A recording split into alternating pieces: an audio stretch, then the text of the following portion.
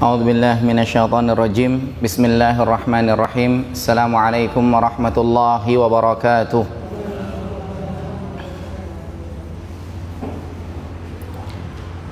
Innal hamdalillah nahmaduhu wa nasta'inuhu wa nastaghfiruh wa na'udzu billahi min shururi anfusina wa min sayyiati a'malina. Man yahdihillahu fala mudilla lah wa man yudlilhu fala hadiya lah. Wa ashhadu an la ilaha illallah wahdahu la syarika lah. Wa ashhadu anna Muhammadan abduhu wa rasuluhu la nabiyya ba'dah. Fa inna asdaqal hadithi kitabullah wa khairal huda huda Muhammad sallallahu alaihi wasallam wa syarral umuri muhdatsatuha wa kullu muhdatsatin bid'ah wa kullu bid'atin dhalalah wa kullu dhalalatin finnar. Para jamaah yang dimuliakan oleh Allah Subhanahu wa taala, pada kesempatan pagi menjelang siang hari ini tanggal 22 Rajab tahun 1442 Hijriah atau 6 Maret 2021, kita melanjutkan kajian kitab Tauhid di jilid yang kedua insyaallah, dan hari ini merupakan pertemuan yang pertama dari pembahasan jilid yang kedua ini insyaallah. Kita memohon kepada Allah Subhanahu wa taala, semoga Allah Subhanahu wa taala senantiasa memberikan kemudahan kepada kita semua di dalam mengkaji kitab ini sampai tuntas insyaallah.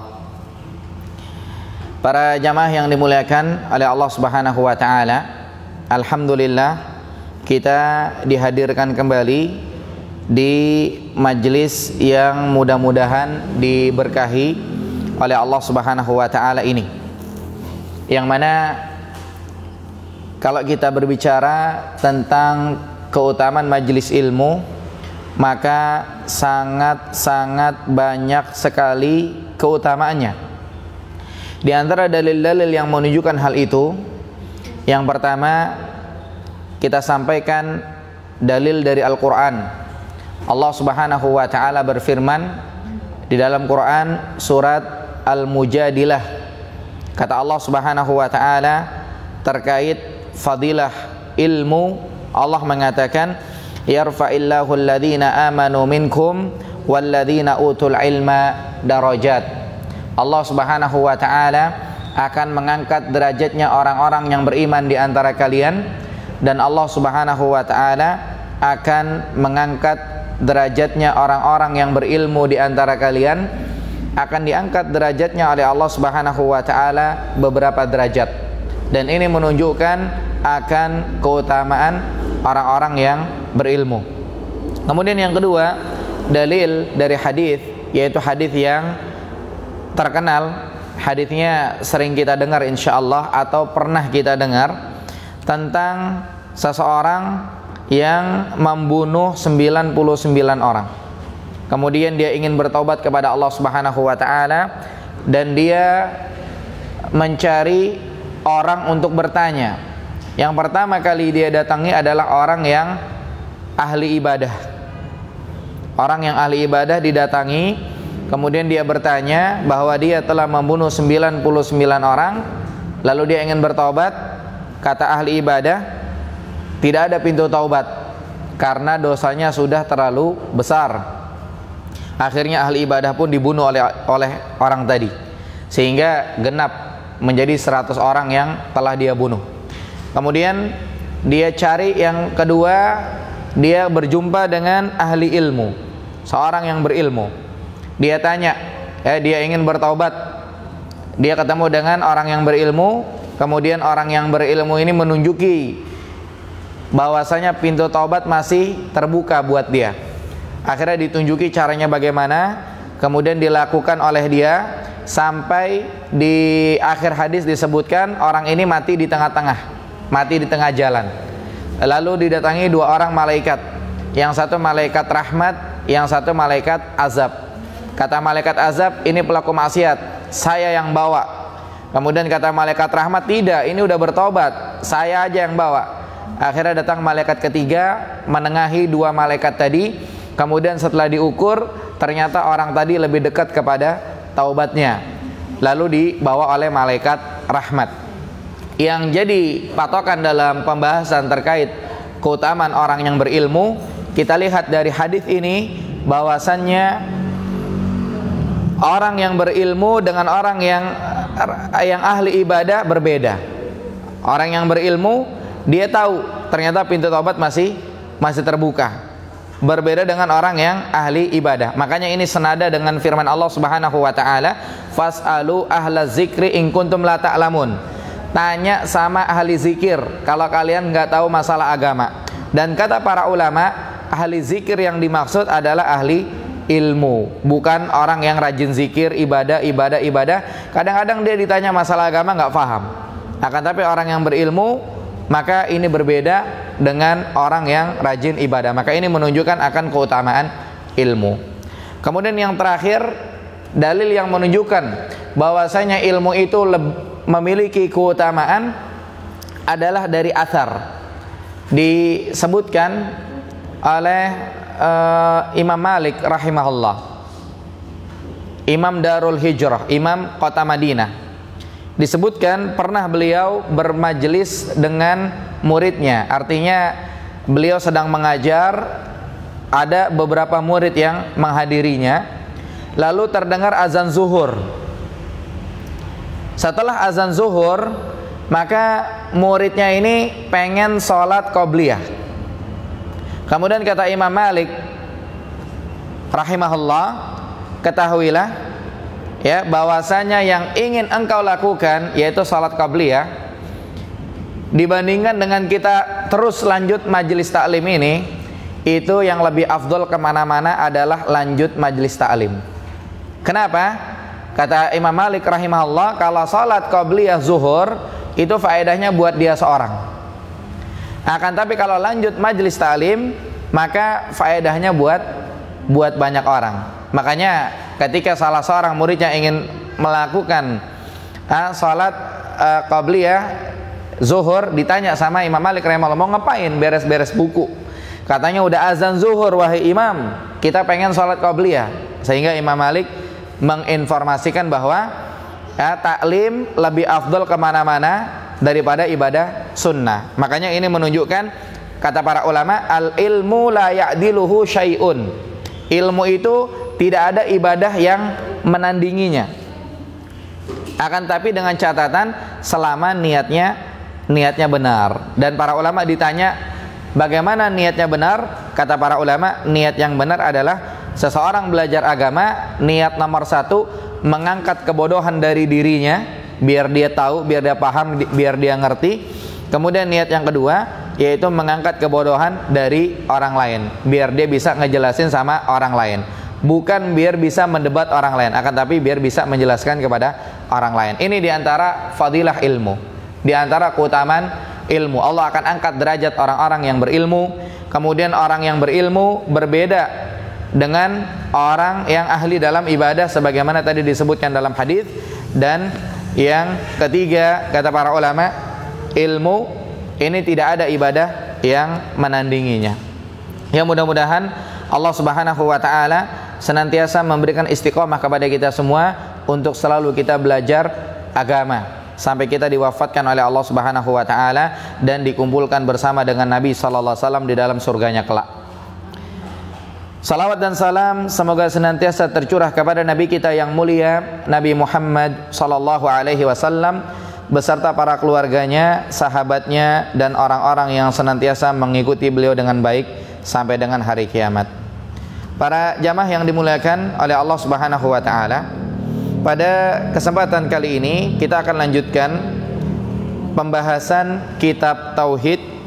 Kita masuk di jilid yang kedua.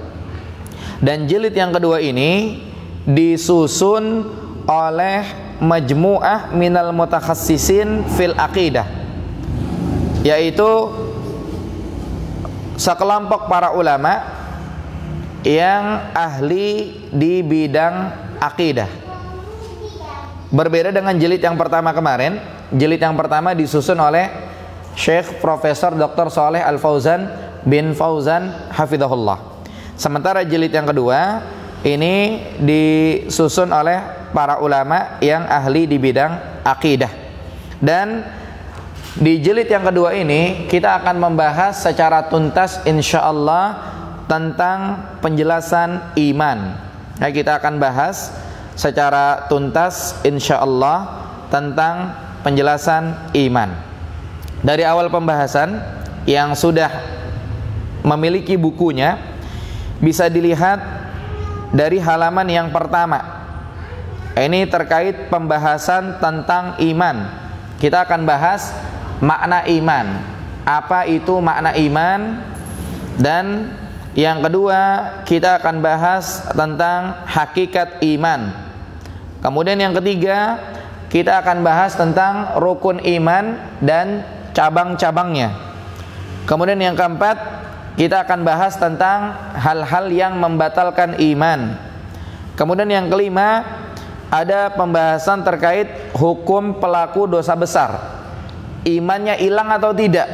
Nanti akan dibahas. Kemudian yang keenam akan dibahas tentang dampak maksiat terhadap iman. Dan yang terakhir pembahasan tentang iman kepada yang gaib. Ya wallahu alam, hari ini kita akan bahas sampai poin yang mana. Kita ikuti pembahasannya sampai dengan selesai waktunya insyaallah. Kita lihat pembahasan yang pertama tentang makna iman di halaman yang kedua. Ya, di sini yang pertama dibahas tentang pengertian iman, definisi iman. Kalau membahas definisi iman, kalau membahas tentang pengertian iman, para ulama menyampaikan dua definisi. Yang pertama definisi secara lughah, kemudian yang kedua definisi secara syar'i. Jadi ada lughatan wa syar'an. Apa definisi iman secara lughah, secara bahasa? Di sini disebutkan oleh penulis rahimahullah, definisi iman secara bahasa. Kalau kita ditanya apa definisi iman secara bahasa, maka kita jawab definisi iman secara bahasa dalam bahasa Arab disebut at-tasdiqu. At-tasdiq. At-tasdiq artinya apa? Artinya membenarkan. Ini secara bahasa. Kalau di sini disebutkan pembenaran hati. Iya, at-tasdiq, membenarkan. Atau bisa juga pembenaran hati. Seperti Abu Bakar As-Siddiq. Kenapa dapat gelar As-Siddiq? Informasinya dapat gelar As-Siddiq ketika kejadian Isra Mi'raj. Ya, ketika kejadian Isra Mi'raj, maka Nabi Muhammad SAW pagi-pagi beliau bengong. Lewat Abu Jahal, nanya, "Hai Muhammad, tumben bengong, kenapa?" Maka kata Rasulullah SAW, "Tadi malam saya habis Isra. Tadi malam habis berangkat dari Mekah ke Baitul Maqdis." Maka Abu Jahal, dia ketawa dia. Masa iya semalaman ke Baitul Maqdis, pagi-pagi udah ada di Mekah. Sementara di zaman itu, kalau ke Baitul Maqdis itu naik kuda mungkin sebulan atau 2-3 bulan baru nyampe. Ini Muhammad ngaku malam ke Baitul Maqdis, pagi udah nyampe sini. Kata Abu Jahal, kesempatan buat ngerusak citra Muhammad katanya. Akhirnya dia naik ke Gunung Abi Qubaish. Gunung Abi Qubaish itu kalau sekarang posisinya di pas di lokasi kerajaan Raja Arab Saudi. Itu dekat dengan lokasi tawaf. Jadi kalau kita keluar pintu tawaf lewat pinggir, itu ada di sebelah kiri. Nah, itu Abu Jahal naik ke Gunung Abi Qubaish, kemudian teriak kepada orang-orang kafir Quraisy, "Wahai Bani Fulan, Bani Fulan, Bani Fulan, Bani Fulan, kabilah Fulan, kabilah Fulan, kabilah Fulan, kumpul semua. Nah biasanya kalau orang udah naik gunung Abi Qubais, itu ada sesuatu yang penting yang ingin disampaikan. Nah waktu itu Abu Jahal tumben, orang-orang disuruh ngumpul dengerin Muhammad. Biasanya orang-orang disuruh pergi, jangan dengerin Muhammad. Tapi dikala itu orang-orang penasaran, kok tumben disuruh kumpul dengerin Muhammad.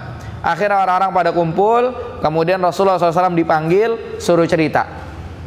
Rasulullah SAW dengan polosnya cerita, kemudian akhirnya sebagian orang ada yang meragukan keimanannya, ada yang pengen murtad, kemudian orang-orang kafir mulai mengambil kesempatan bisa merusak orang-orang yang lemah imannya, sampai mereka mikir ini kesempatan buat ngerusak imannya Abu Bakar. Waktu itu Abu Bakar As-Siddiq radhiyallahu an tidak hadir. Akhirnya dicari, Abu Bakar lagi di kebon. Kemudian disamperin, kemudian disampaikan kepada Abu Bakar radhiyallahu an bahwasanya sahabatmu, maksudnya Rasulullah SAW, mengatakan begini, dicerita semalam doang ke Baitul Maqdis udah nyampe Mekah. Kata Abu Bakar, kalian baru dari Mekah ke Baitul Maqdis saja nggak percaya. Saya lebih percaya yang lebih jauh dari itu. Nabi Muhammad mi'raj ke langit, saya lebih percaya dari itu. Jadi kalau cuma sekedar Mekah ke Baitul Maqdis mah saya percaya banget. Wong saya percaya Nabi ke langit, ya, nerima wahyu salat. Akhirnya mereka pun gagal untuk mempengaruhi Abu Bakar. Tapi yang di sini kita lihat adalah bagaimana Abu Bakar melakukan at-tasdiq, yaitu membenarkan makna iman secara bahasa. Itu yang kita maksudkan. Kemudian yang kedua, apa definisi iman secara syar'i? Karena biasanya kalau dibahas secara bahasa dan secara syar'i, yang jadi patokan adalah secara syar'i. Contoh, misalkannya kita membahas fikih, definisi sholat. Apa definisi sholat secara bahasa? Kata para ulama, definisi sholat secara bahasa adalah berdoa. Jadi kalau kita berdoa, namanya kita sedang sholat. Makanya ada aliran sesat, mereka nggak sholat. Ketika ditanya, kenapa anda tidak sholat? Mereka mengatakan sholat itu maknanya adalah doa. Sementara kami sudah berdoa, makanya nggak perlu lagi sholat.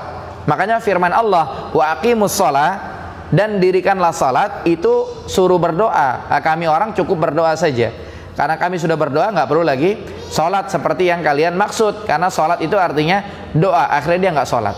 Itu ada aliran sesat yang berpaham demikian.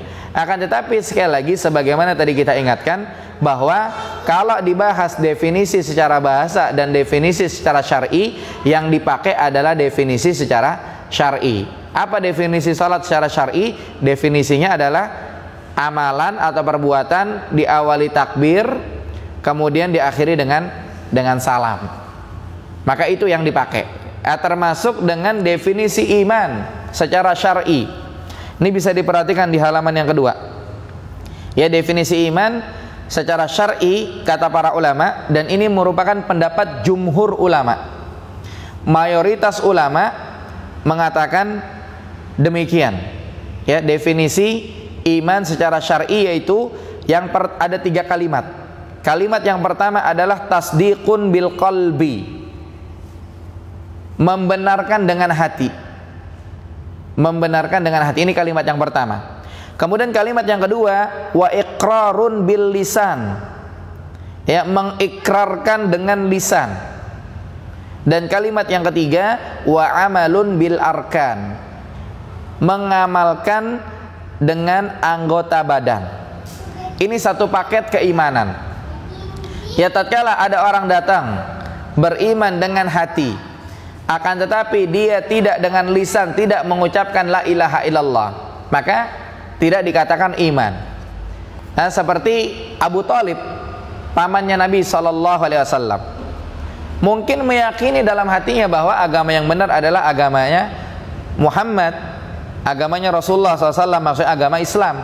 Akan tapi di detik-detik meninggalnya Abu Thalib, kapan waktu insya Allah kita bahas, Rasulullah SAW datang pengen nengok, pengen jenguk. Kemudian di situ ada Abu Jahal dan ada Abdullah bin Abi Umayyah kalau tidak salah.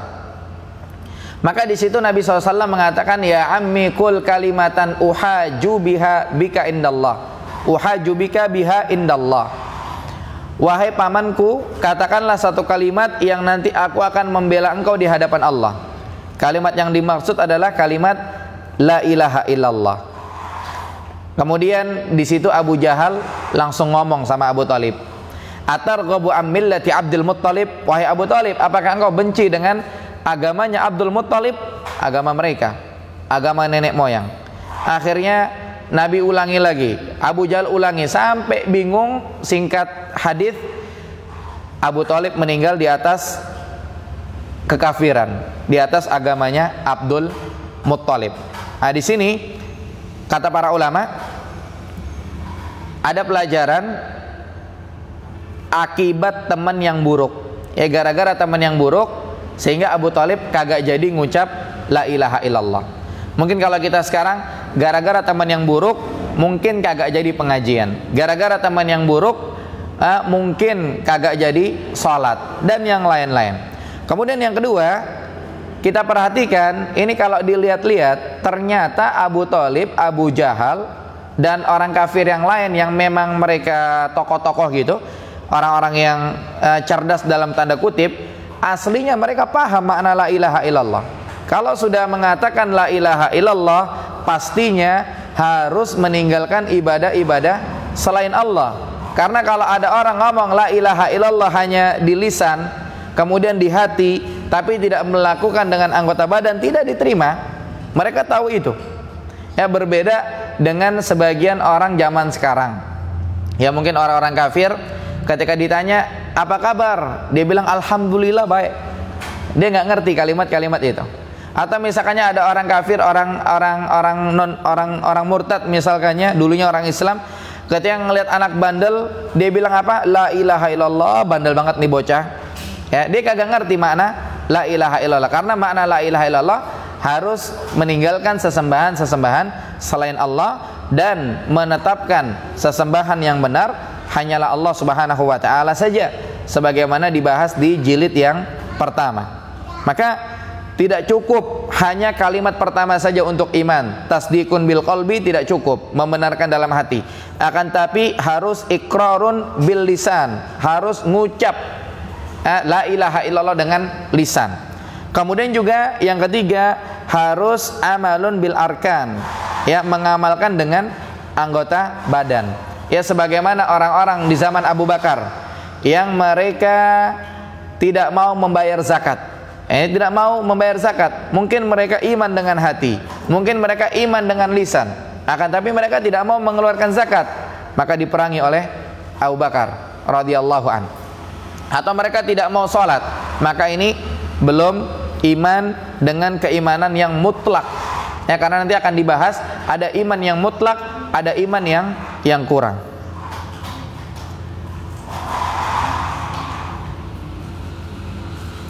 Kemudian yang berikutnya, penulis rahimahullah menyampaikan bahwa ini tadi pendapat jumhur. Kemudian juga disebutkan Imam Syafi'i rahimahullah meriwayatkan ijma' para sahabat, tabi'in dan orang-orang yang sesudah mereka yang sezaman dengan beliau atas pengertian tersebut. Artinya apa? Para ulama yang mereka ketahui bahwa berbicara pengertian iman secara syar'i adalah sebagaimana yang disebutkan tadi, yaitu 3 kalimat. Yang pertama membenarkan dengan hati, yang kedua mungkin kita pakai kata-kata membenarkan semua nih. Yang pertama membenarkan dengan hati, yang kedua membenarkan dengan lisan, yang ketiga membenarkan dengan anggota badan. Jadi kalau beneran beriman, hatinya harus iman. Beneran beriman, lisannya mau ngucap 2 kalimat syahadat. Beneran beriman, maka dia harus melakukan amal. Nah, ini terkait makna iman. Nah, kemudian terkait penjelasannya dari 3 yang tadi disebutkan, apa maksudnya membenarkan dengan hati? Kemudian apa maksudnya membenarkan dengan lisan? Dan apa maksudnya membenarkan dengan anggota badan? Di sini disebutkan oleh penulis rahimahullah bahwa disebutkan oleh penulis, ya, hafizahumullah, karena penulisnya adalah para ulama di bidang akidah, Mereka mengatakan bahwa membenarkan dengan hati maksudnya adalah menerima segala sesuatu yang dibawa oleh Rasulullah sallallahu alaihi wasallam. Jadi yang dimaksud membenarkan dengan hati maksudnya adalah menerima segala sesuatu yang dibawa oleh Rasulullah SAW. Seperti Abu Thalib. Abu Thalib ini menerima semua yang dibawa oleh Rasulullah SAW. Abu Thalib, pamannya Nabi SAW, menerima semua yang dibawa oleh Rasulullah SAW. Sampai Rasulullah kan dibela. Begitu. Sampai Rasulullah SAW dibela. Sampai terakhir Abu Thalib suruh berhenti berdakwah. Nabi disuruh berhenti berdakwah gara-gara Abu Thalib memang ada pesanan dari orang-orang kafir. Maka kata Rasulullah SAW, wahai pamanku, seandainya matahari diletakkan di tangan kananku, kemudian bulan diletakkan di tangan kiriku, maka aku tidak akan berhenti berdakwah. Akhirnya Abu Thalib ya sudah, tidak bisa. Ya maka dari itu membenarkan dengan hati maksudnya menerima segala yang dibawa oleh Rasulullah Sallallahu Alaihi Wasallam. Sama juga beberapa orang-orang kafir, orang-orang Yahudi atau orang-orang Nasrani di zaman Nabi SAW, orang-orang cerdasnya dalam tanda kutip, karena kalau mereka cerdas beneran bakal masuk Islam, ya. Jadi mereka menemui Rasulullah SAW, kemudian mereka mendapati bahwasanya Rasulullah SAW di atas kebenaran. Akan tetapi mereka tidak mau mengimani dengan lisannya dan tidak mau mengimani dengan anggota badannya. Mereka hanya tahu di hati doang. Sampai ketika ada tokoh-tokoh dari Nasrani bertemu dengan Nabi SAW, kemudian mereka diajak masuk Islam sama Rasulullah. Wahai fulan, wahai fulan, wahai fulan, kalian harus masuk Islam. Kemudian mereka mengatakan apa? Mereka mengatakan kami sudah Islam kok. Kata Rasulullah, belum, kalian belum Islam.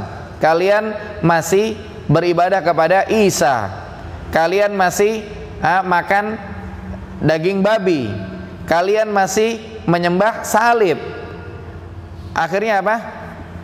Akhirnya mereka bertanya kepada Nabi SAW tentang siapa Nabi Isa, bapaknya itu siapa. Nabi diam sampai Allah menurunkan firman Allah Subhanahu wa taala dalam Quran surat Al-Imran, mungkin lebih dari 80 ayat terkait masalah Nabi Isa alaihi salam.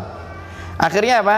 Akhirnya karena mereka ngotot nggak mau diajak masuk Islam, maka Nabi SAW ngajak mubahalah. Mubahalah itu apa namanya? Istilahnya taruhan dalam tanda kutip siapa yang benar, antara Nabi atau orang-orang Nasrani yang datang itu ke Madinah, yang mereka nantangin ngebantah Nabi Sallallahu Alaihi Wasallam. Kalau sudah mubahalah, biasa tahun berikutnya yang salah bakalan mati, yang salah bakalan meninggal dunia. Kalau mubahalah ini yang satu bawa keluarganya, sampai Rasulullah itu bawa Ali bin Abi Thalib, bawa Hasan, Husain, dan bawa yang lain-lainnya. Mereka ngelihat muka-muka orang soleh, mereka membahasakan apa? Gawat. Ini muka-muka ini kalau mereka bersumpah, gunung bisa hilang. Maka kalau kita ingin balas-balasan sumpah sama mereka, kita hati-hati. Akhirnya mereka bilang apa? Mereka bilang, ya Rasulullah, kami izin dulu, kami mau musyawarah dulu, lanjut mubahalah atau enggak. Akhirnya mereka pulang. Mereka pulang, mereka pergi, mereka bubar, mereka musyawarah sama ulama-ulamanya, sama yang ngerti, sama orang-orang yang dianggap berilmu. Akhirnya salah seorang berkata, wahai orang-orang Nasrani, aslinya kalian tahu siapa itu Muhammad. Dan secara detail, secara rinci sudah dijelasin sama Nabi kita, sama Nabi Isa, ada di kitabnya. Dan kalian tahu, kalau kalian main laknat-laknatan, kalau kalian main mubahalah-mubahalahan, dari zaman dulu nabi-nabi sebelumnya yang ada lawannya bakal pada mati. Bakal ada kematian massal. Jadi kalau kalian mubahalah, siap-siap aja pada mati. Tapi kalau kalian tetap kagak mau masuk Islam, maka solusi terakhir mendingan kalian damai aja sama Muhammad. Karena mereka nggak nyebut Nabi, mereka nggak nyebut Rasul. Akhirnya apa? Akhirnya mereka balik lagi kepada Rasulullah SAW, ngajakin damai. Kemudian Nabi menerima perdamaian mereka, kemudian ditetapkan aturan ini dan seterusnya. Maka di sini kita perhatikan mereka menerima dengan hati, dan ini yang dimaksud membenarkan dengan hati. menerima apa saja yang datang dari Nabi SAW. Apakah cukup mereka dikatakan beriman? Jawabannya belum, karena masih ada yang kedua dan yang ketiga. Yang kedua yaitu membenarkan dengan lisan. Apa yang dimaksud membenarkan dengan lisan? Membenarkan dengan lisan maksudnya mengucapkan dua kalimat syahadat, asyhadu an la ilaha illallah wa anna muhammadan rasulullah. Maka ini iman. Tanpa itu belum iman. Dan yang ketiga, membenarkan dengan anggota badan. Apa maksudnya membenarkan dengan anggota badan? Maksudnya adalah hati. Hati ini kan anggota badan. Maka hati harus membenarkan dengan meyakini. Kemudian anggota badan yang lain juga membenarkan dengan mengamalkan. Mengamalkan apa? Mengamalkan bentuk-bentuk ibadah sesuai dengan fungsinya. Ya, misalkannya harus sholat, harus puasa, harus zakat, harus haji, umroh, dan ibadah-ibadah yang lain. Makanya apa? Makanya di halaman yang ketiga disebutkan kaum salaf, orang-orang salaf terdahulu, ya, orang-orang soleh terdahulu. Kita pernah sampaikan tentang makna salaf. Ya, salaf dengan salafi berbeda. Kalau salaf adalah orang-orang soleh terdahulu. Nabi Muhammad SAW salaf. Kemudian para sahabat ridwanullah alaihim salaf. Kemudian tabi'in salaf. Kemudian tabi'ut tabi'in salaf. Orang-orang yang setelahnya yang mengikuti mereka dengan baik namanya salafi. Kalau orang yang ngikutin banyak namanya salafiyin atau salafiyun. Dan tidak ada kantornya, tidak ada cabangnya, tidak ada yayasannya, tidak ada ketuanya, tidak ada. Salaf itu ketuanya adalah Rasulullah SAW. Tapi kalau ada yang memberikan informasi, saya tahu ada kantor salafi di sini, di sini, di sini, maka bukan salaf itu yang kita maksudkan. Ya, adapun salaf yang kita maksudkan adalah Rasulullah SAW, para sahabat, kemudian tabi'in dan tabi'ut tabi'in. Makanya hati-hati orang-orang yang tidak faham, orang-orang yang tidak berilmu berbicara tentang salaf semaunya dia, mengikuti hawa nafsunya dia. Ini hati-hati. Mereka nanti besok akan tanggung jawab di hadapan Allah Subhanahu wa taala. Ya, maka di sini disebutkan kaum salaf. Berarti orang-orang yang terdahulu, orang-orang soleh terdahulu. Mereka menjadikan amal termasuk dalam pengertian iman. Ya, mereka menjadikan amal termasuk dalam pengertian iman. Jadi kalau ada iman harusnya ada amal. Imannya ada, amalnya nggak ada, mana imannya gitu. Berarti imannya belum sempurna. Nah, apa yang menjadikan mereka memasukkan kata amal ke dalam iman? Maka ini tentunya ada dalil-dalilnya. Dan ini menunjukkan namanya amal itu kan kadang kalau orang rajin beramal, kalau orang malas dia mungkin amalnya kurang. Berarti ini menunjukkan iman itu bisa bertambah dan bisa berkurang. Ya, sekarang dalilnya dulu. Ya. Apa yang menunjukkan bahwasanya amal itu masuk makna iman? Dan apa yang menunjukkan bahwasanya iman itu bertambah dan berkurang kayak amal? Kadang-kadang orang amal bertambah dan berkurang, ibadah bertambah dan berkurang, entah semangatnya dan seterusnya. Maka yang menjadi dasar di sini disampaikan oleh penulis hafizahumullah ada 4 dalil. Ya, yang pertama dalil Quran, surat Al-Mudaththir ayat 31 di halaman 3. Allah berfirman, "Wa ma ja'alna ashaban nari illa malaika." Kata Allah, kami tidak menjadikan penjaga neraka kecuali dari malaikat. Jadi yang menjaga neraka itu adalah malaikat. Namanya malaikat penjaga neraka. Wa ma ja'alna iddatahum, dan kami tidak menjadikan bilangan mereka sekian illa fitnatan lilladzina kafaru, kecuali untuk sebagai cobaan buat orang-orang kafir. Liyastayqinal ladzina utul kitab, supaya orang-orang yang diberikan Alkitab itu mereka yakin atau tidak. Wa yazdadal ladzina amanu imana, dan supaya orang-orang beriman imannya tambah. Berarti kebalikannya, imannya bisa kurang, amalnya tambah, amalnya juga bisa kurang. Wala yartabal ladzina utul kitaba wal mu'minun, dan tujuannya supaya orang yang diberikan Alkitab dan orang-orang yang beriman supaya mereka tidak ragu.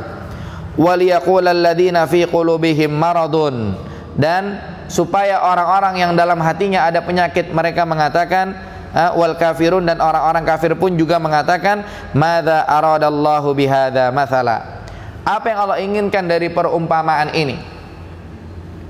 Nah, di sini yang menjadi dasar menunjukkan bahwasanya iman bertambah dan berkurang atau amal sama dengan makna iman adalah di halaman 5. Dalil pertama keterangannya bisa kita lihat. Ya, di dalamnya terdapat penetapan bertambahnya iman orang-orang mukmin. Wa yazdadal ladzina amanu, tadi bunyi ayatnya. Supaya imannya orang-orang beriman itu bertambah, yaitu dengan persaksian mereka akan kebenaran nabi mereka. Terbuktinya kabar berita yang dibawanya sebagaimana yang tersebut dalam kitab-kitab samawi sebelumnya. Artinya apa? Di dalam kitab-kitab mereka disebutkan penjagaan neraka itu dari malaikat, jumlahnya ada 8 kalau saya tidak salah, atau sekian dan seterusnya. Iman atau tidak, nambah atau tidak, ini yang dimaksudkan dalam ayat. Kemudian kita lihat ayat yang kedua, Quran surat Al-Anfal ayat 2-4 menunjukkan iman itu bertambah dan berkurang. Allah Subhanahu wa taala berfirman, innamal mu'minun, sesungguhnya orang-orang yang beriman, alladzina idza dzukirallah, yaitu mereka adalah ketika disebut nama Allah, wajilat qulubuhum, hati mereka gemetar. Wa idza tuliyat alaihim ayatuhu, kalau dibacakan ayat-ayatnya, zadatuhum imana, imannya tambah. Jadi kalau disebut nama Allah hatinya gemetar. Contoh misalkannya apa? Ketika ada orang melakukan dosa, maka kita katakan ittaqillah, bertakwalah anda kepada Allah, takutlah anda kepada Allah. Langsung gemetar, langsung mikir, berhenti dari dosanya. Kemudian wa idza tuliyat alaihim ayatuhu zadatuhum imana, kalau dibacakan ayat-ayat kami imannya tambah. Orang beriman begitu. Ya, kita kalau lagi Jumatan dibacakan ayat-ayat Allah oleh khatib, ya, iman tambah. Atau kita lagi Idul Fitri, Idul Adha, dibacakan ayat-ayat Allah oleh khatib, maka iman kita tambah. Itu tanda ciri orang beriman. Wa ala rabbihim yatawakkalun, dan mereka bertawakal kepada Allah Subhanahu wa taala. Alladzina yuqimunas shalah, mereka adalah orang-orang yang mendirikan salat. Lihat, iman salat, iman amal. Di sini kelihatan. Wa mimma razaqnahum yunfiqun, dan mereka menginfakkan sebagian harta yang mereka miliki. Menginfakkan sebagian, bukan semuanya, akan tapi sebagian dari sekian harta kekayaannya, hanya 2,5% saja. Ya, hanya 2,5% dari sekian harta kekayaannya. Ulaika humul mu'minuna haqqan, maka mereka adalah orang beriman yang sebenarnya. Siapa? Yang beriman dan beramal. Ini ada kaitan iman dan amal. Lihat penjelasannya di halaman 5, dalil kedua. Di sini disebutkan oleh penulis hafizahumullah, di dalamnya terdapat penetapan bertambahnya iman dengan mendengarkan ayat-ayat Allah bagi orang-orang yang disifati oleh Allah. Siapa yang disifati oleh Allah? Yaitu mereka yang jika disebut nama Allah tergeraklah rasa takut mereka, sehingga mengharuskan mereka menjalankan perintah dan menjauhi larangannya. Jadi kalau memang perintah ittaqillah, sekarang udah waktunya sholat, ayo sholat, maka mereka sholat. Ittaqillah, ini dosa, mereka meninggalkan larangan. Mereka itulah orang-orang yang bertawakal kepada Allah Subhanahu wa taala. Mereka tidak mengharapkan selain Allah, tidak menuju kecuali hanya kepada Allah, dan tidak mengadukan hajatnya kecuali hanya kepada Allah. Mereka itu orang-orang yang memiliki sifat selalu melaksanakan amal ibadah yang disyariatkan. Lihat, memiliki sifat selalu mengamalkan amal ibadah yang disyariatkan. Amal ibadah yang tidak disyariatkan tidak diamalkan. Dari mana kita tahu amal ibadah itu disyariatkan atau tidak disyariatkan? Dari kita belajar. Kalau kita tidak belajar, kita nggak bakal tahu amal ibadah yang kita lakukan disyariatkan atau tidak disyariatkan. Ya seperti tadi muridnya Imam Malik rahimahullah, taunya dia kalau udah azan itu siap-siap sholat zuhur, sholat qobliyah. Akan tapi Imam Malik rahimahullah dengan kefakihan beliau melakukan apa? Orang yang sholat sunnah baik, akan tapi kalau pengen lebih baik lagi, lanjut taklimnya sampai beres dulu, baru nanti sholat. Kenapa? Karena kalau sholat faedahnya buat dia sendiri, tapi kalau taklim faedahnya buat orang banyak. Akan tapi kadang-kadang orang kagak paham, taunya dia udah waktu zuhur, segera tutup taklimnya. Kenapa? Karena mereka tidak paham seperti itu. Maka di sini orang-orang yang dimaksud mereka melakukan ibadah sesuai dengan yang disyariatkan seperti sholat, zakat dan yang lainnya. Mereka adalah orang-orang yang benar-benar beriman dengan tercapainya hal-hal tersebut, baik dalam i'tiqad keyakinan maupun amal perbuatan. Jadi saking imannya sampai demikian. Nah, orang-orang yang tidak paham, mungkin imannya kurang, maka seperti itu. Makanya kalau kita berbicara ilmu, maka jawabannya seperti ini. Tapi kalau kita berbicara orang-orangnya, maka orang-orangnya bakal beda-beda. Kemudian dalil ketiga menunjukkan bahwasanya iman itu bertambah dan berkurang. Menunjukkan iman itu sama dengan amal, yaitu hadis Nabi sallallahu alaihi wasallam yang diriwayatkan oleh Imam Muslim. Hadis Abu Hurairah radhiyallahu anhu, Rasulullah SAW bersabda, "Al-imanu bid'un wa sab'un." Iman itu 70 sekian. Au bid'un wa sittun, atau 60 sekian cabang. Jadi kata-kata bid'un itu antara 2 sampai 10. Bid'un itu antara 2 sampai 10. Maka di sini dikatakan bid'un wa sab'un, 70 sekian, bisa 71, 72, 73, 4, 5, 6, 7, 8, 9. Au bid'un wa sittun, 60 sekian, bisa 61, 62 sampai 69. Syu'bah, cabang. Nah, di sini Nabi SAW mengabarkan iman memiliki 70 sekian cabang atau 60 sekian cabang. Fa'afdaluha qaulu la ilaha illallah. Yang paling afdal adalah perkataan la ilaha illallah. Wa adnaha imatatul adza anit thoriq. Dan yang paling rendah, tingkatan iman yang paling rendah adalah menyingkirkan gangguan dari jalan. Wal haya'u syu'batun minal iman. Rasa malu adalah merupakan cabang keimanan. Nah, di sini yang pertama, Nabi SAW mengabarkan iman itu ada 70 sekian cabang atau 60 sekian cabang. Yang paling afdal adalah perkataan la ilaha illallah. Ini tingkatan tertinggi. Iman ternyata bentuk amalannya mengatakan la ilaha illallah. Itu tingkatan tertinggi. Kemudian berbicara iman, tingkatan terendah bentuk amal, yaitu menyingkirkan gangguan dari jalan. Kita lihat kadang-kadang di jalan nih ada kayu besar ngalingin pengendara motor. Itu kadang-kadang kita lewat, kita lihat, mesti kita singkirin tuh. Kenapa? Karena iman. Ya, karena iman. Ya, kemudian di sini yang berikutnya disebutkan rasa malu merupakan cabang keimanan. Ya, rasa malu merupakan cabang keimanan. Akan tetapi di sini tentunya malu yang benar. Ada malu yang nggak benar. Contohnya apa? Contohnya kata para ulama, la yatlubul ilma mustahyin wala mustakbirin. Tidak akan belajar agama orang yang malu sama orang yang sombong.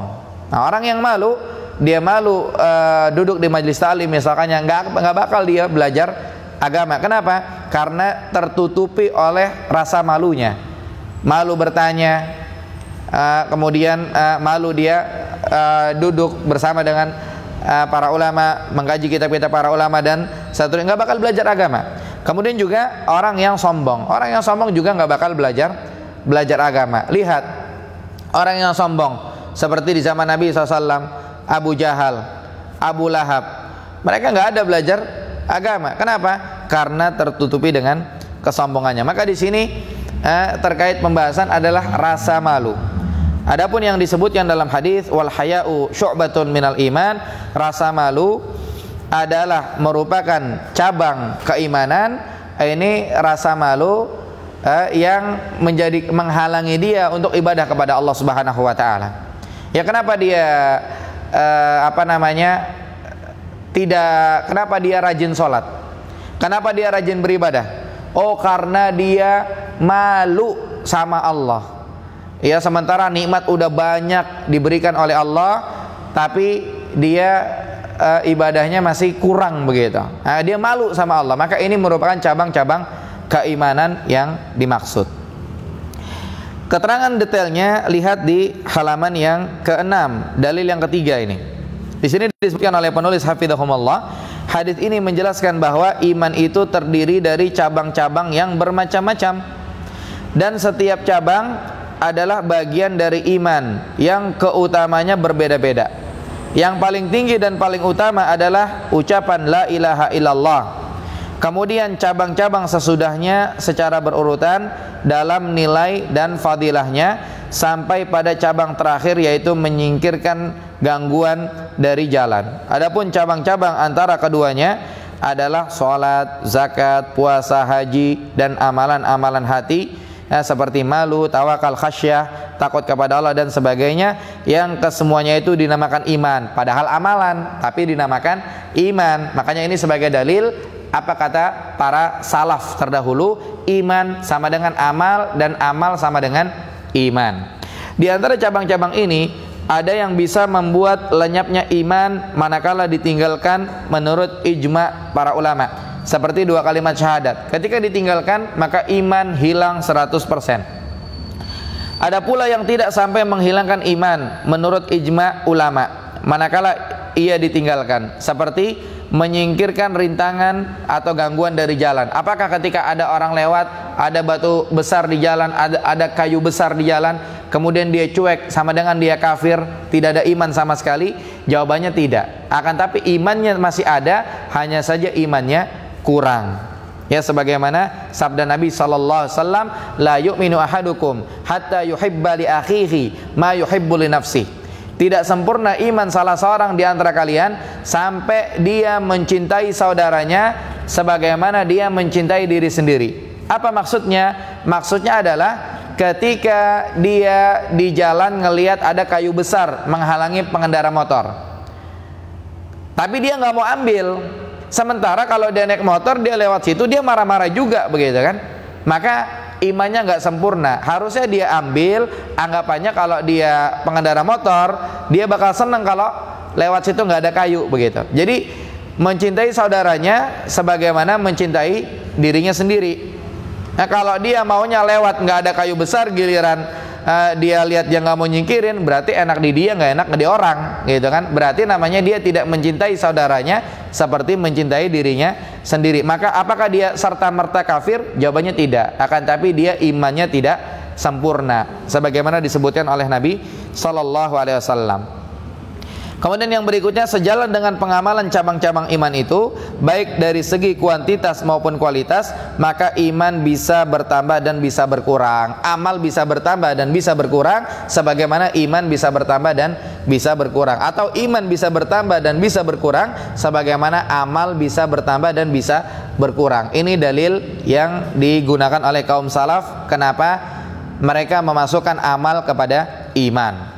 Kemudian dalil yang terakhir adalah sabda Rasulullah sallallahu alaihi wasallam di halaman 5, hadis Abu Sa'id Al-Khudri radhiyallahu anhu. Dia mengatakan, sami'tu Rasulullah sallallahu alaihi wasallam, aku mendengar Rasulullah sallallahu alaihi wasallam, beliau bersabda, man ra'a minkum munkaran, barang siapa di antara kalian yang melihat kemungkaran, falyughayyirhu biyadihi, maka robah dengan tangannya.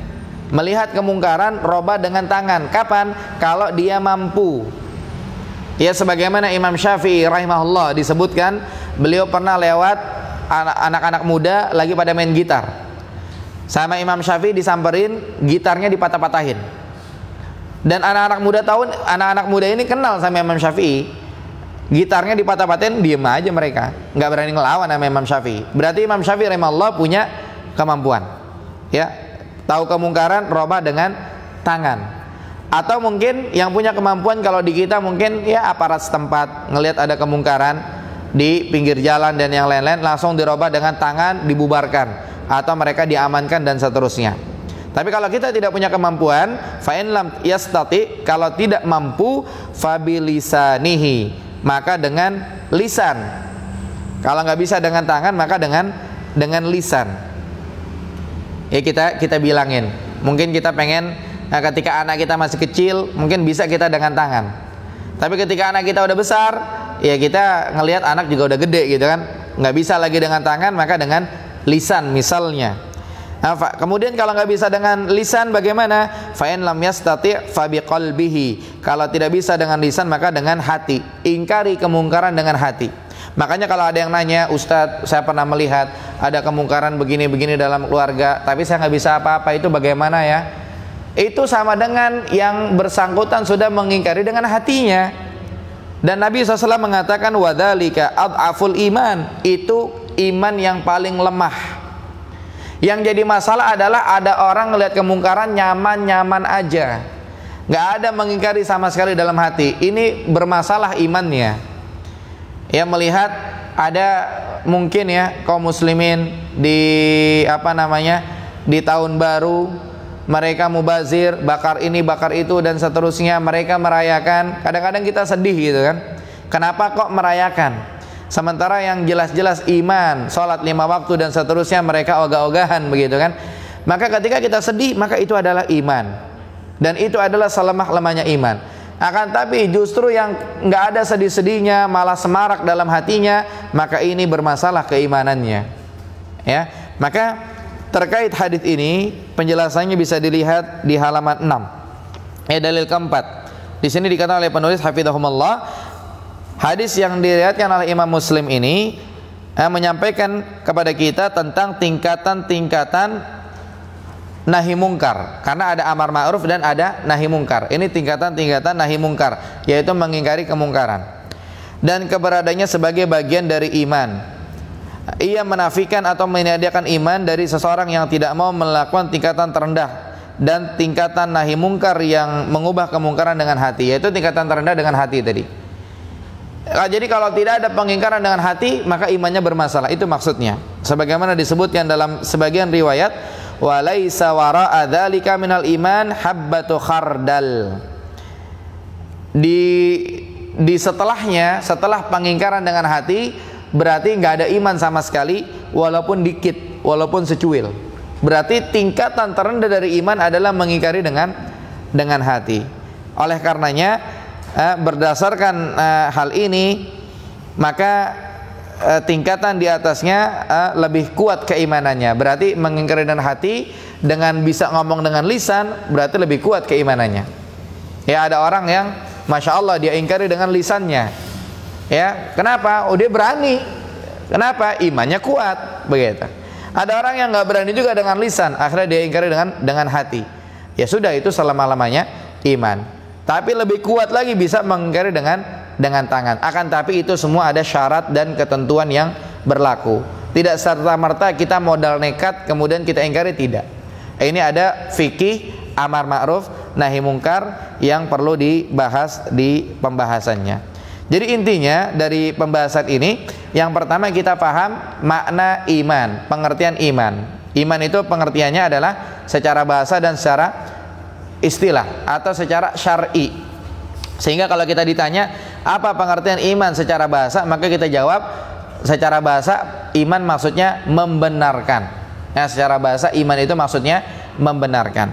Adapun secara syar'i, dan ini pendapat jumhur para ulama, iman itu ada 3 kalimat.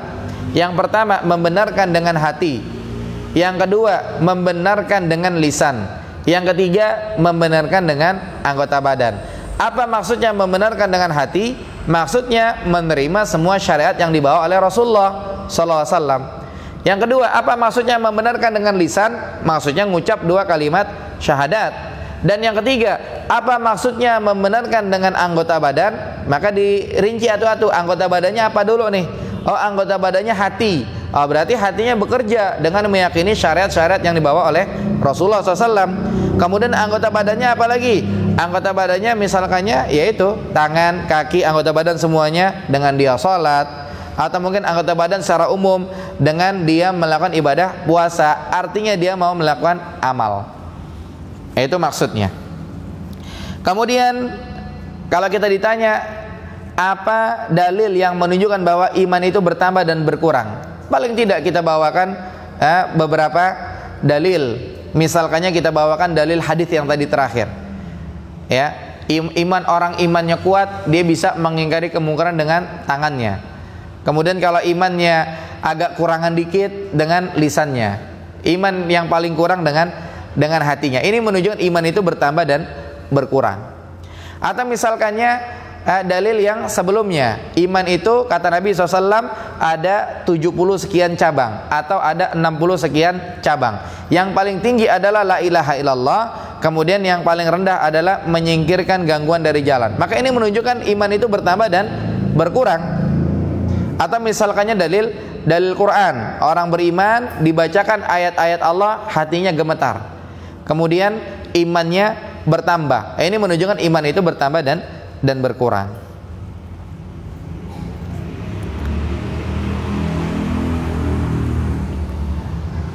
Baik, kita selesai berarti pasal yang pertama kita selesai. Di pasal yang pertama ada pertanyaan atau tidak? Di pasal yang pertama ada pertanyaan atau tidak?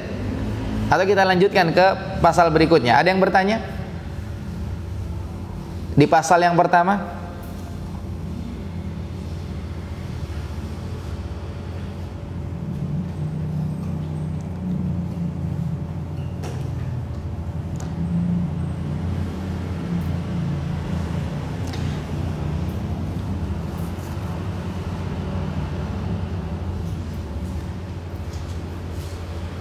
Baik, kalau tidak ada yang bertanya, kita lanjut ke pasal yang kedua. Pasal yang kedua berbicara tentang hakikat iman. Ya, berbicara tentang hakikat iman. Iman itu hakikatnya seperti apa? Ini yang akan dibahas di pasal yang kedua. Di sini kita lihat di halaman 9 terkait hakikat iman. Yang pertama dibawakan oleh penulis hafizahumullah 2 dalil dari Al-Qur'an. Dalil yang pertama adalah surat Al-Anfal ayat 2 sampai 4, ya, innamal mu'minun, sesungguhnya orang beriman itu alladzina idza dzukirallah, yaitu yang apabila diingatkan nama Allah, disebut nama Allah, wajilat qulubuhum, hati mereka gemetar. Wa idza tuliyat alaihim ayatuhu, kalau dibacakan ayat-ayatnya, zadatuhum imana, imannya tambah. Wa ala rabbihim yatawakkalun, dan mereka bertawakal hanya kepada Allah. Alladzina yuqimuna shalah, mereka adalah yang mendirikan salat, wa mimma razaqnahum yunfikun, dan menginfakkan sebagian harta yang telah diberikan. Ulaika humul mu'minuna haqqa, maka mereka adalah orang beriman yang hakiki. Orang beriman yang hakiki. Kemudian dalil yang kedua yaitu surat Al-Anfal ayat 74, Allah berfirman walladzina amanu, orang-orang yang beriman, wahajaru, kemudian orang-orang yang berhijrah, wajahadu fi sabilillah, kemudian orang-orang yang berjihad di jalan Allah, walladzina awau, kemudian orang-orang yang mereka memberikan pertolongan, orang-orang yang memberikan pertolongan, orang-orang Madinah memberikan pertolongan kepada orang-orang Makkah, orang-orang Ansar memberikan pertolongan kepada orang-orang Muhajirin. Ulaika umul mu'minuna haqqa, maka mereka adalah orang beriman yang hakiki, hakikat keimanan. Lahum maghfirah, buat mereka ampunan, wa rizqun karim, dan buat mereka nikmat yang sangat mulia. Nah, ini penjelasannya bagaimana? Lihat di halaman 10. Di sini ada ayat yang pertama dan ayat yang kedua. Pada ayat yang pertama, Allah Subhanahu wa taala menyebutkan orang-orang yang lembut hatinya dan takut kepada Allah. Ketika disebut nama Allah, hatinya gemetar. Kemudian ketika dibacakan ayat-ayat Allah, mereka bertambah imannya, keyakinannya bertambah. Mereka tidak mengharapkan kepada selain Allah. Mereka tidak menyerahkan hati mereka kecuali hanya kepada Allah. Mereka tidak meminta hajat kecuali hanya kepada Allah. Mereka mengetahui hanya Allah saja yang mengatur kerajaannya tanpa ada sekutu. Mereka menjaga pelaksanaan seluruh ibadah fardu dengan memenuhi syarat. Kalau membahasakan dalam ayat, alladzina yuqimunas shalah, ya, mereka mendirikan salat, ya, memenuhi syarat rukun dan sunnahnya. Mereka adalah orang-orang beriman yang benar-benar imannya Allah menjanjikan mereka derajat yang tinggi di sisinya, sebagaimana mereka juga memperoleh pahala dan ampunan. Itu terkait penjelasan ayat yang pertama.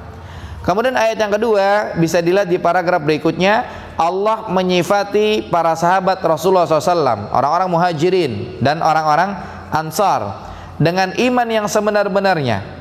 Kenapa? Karena iman mereka yang kokoh dan amal perbuatan mereka yang menjadi buah dari iman tersebut. Dan kita tahu orang-orang muhajirin ketika mereka berhijrah dari Makkah ke Madinah, orang-orang Madinah, orang-orang Ansar, karena keimanannya orang muhajirin dibantu. Ya, orang muhajirin dibantu. Sampai kita dengar kan, salah seorang dari mereka yang mungkin punya istri sekian, wahai orang muhajirin, kalian pilih istri mana yang mau kalian ambil, nanti akan aku ceraikan, kalian nikahi. Kemudian yang butuh rumah dikasih, yang butuh ini dikasih, dan seterusnya. Kenapa? Karena keimanannya. Dan yang berikutnya dikatakan oleh penulis hafizahumullah, telah kita ketahui bersama lafaz iman baik secara bahasa maupun secara istilah, sebagaimana kita juga mengetahui bahwa mazhab Ahlussunnah wal Jamaah memasukkan amal ke dalam makna iman, tadi sudah disebutkan, dan bahwa iman itu bisa bertambah juga bisa berkurang. Iman bertambah karena bertambahnya amal saleh dan keyakinan. Kemudian iman berkurang karena kurangnya amal saleh dan keyakinan, maka iman itu bisa berkurang. Nah, kemudian kita juga mengetahui sebagian dalil-dalil yang tadi sudah dibahas, maka berikutnya kita akan menambah dengan keterangan makna Islam dan iman. Jadi ada keterkaitan antara Islam dan iman. Nah, ini bisa dilihat di halaman 11. Ya, Islam dan iman. Di sini ada Islam dan iman, berarti agama terkumpul di dua kata itu, Islam dan iman. Jadi kalau berbicara masalah agama keseluruhan ngumpul di dua kata itu, kata Islam dan iman. Nah, sebagaimana Nabi SAW membedakan mana Islam, iman, dan ihsan. Jadi kalau kita belajar hadis Arba'in Nawawi, di hadis yang kedua, hadis Umar bin Khattab radhiyallahu an, itu disebutkan Islam, iman, dan ihsan. Ini dikenal dengan hadis Jibril. Akan tapi di sini dibawakan oleh penulis hafizahumullah dari riwayat yang lain, yaitu hadis Abu Hurairah radhiyallahu an. Ya, dari riwayat yang lain hadis Abu Hurairah radhiyallahu an disebutkan, kana Nabi sallallahu alaihi wasallam barizan yauman linnas. Ya, suatu hari Nabi SAW ngumpul dengan para sahabat. Fatahu Jibril, kemudian Jibril datang. Faqala, lalu Jibril bertanya, mal iman, apa itu iman? Qala, al imanu an tu'mina billahi wa malaikatihi wa kutubihi wa rusulihi wa tu'mina bil ba'thi.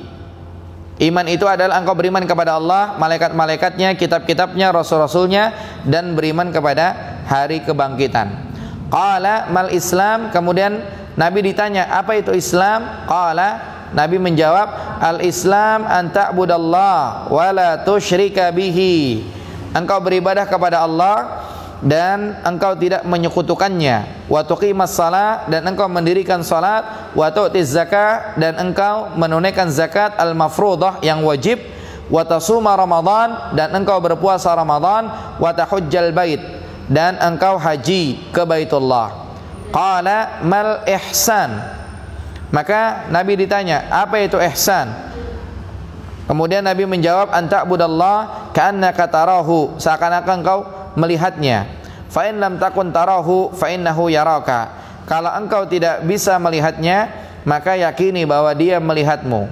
Ini tingkatan yang pertama, beribadah kepada Allah seakan-akan kita melihat Allah. Dalam artian apa? Dalam artian kita sholat, kita puasa, kita zakat, seakan-akan kita ngelihat Allah aja gitu. Dalam artian kayak gambarnya begini, kita rajin kerja di kantor karena apa? Kita ngelihat ada bos kita begitu. Jadi kita rajin gitu kan.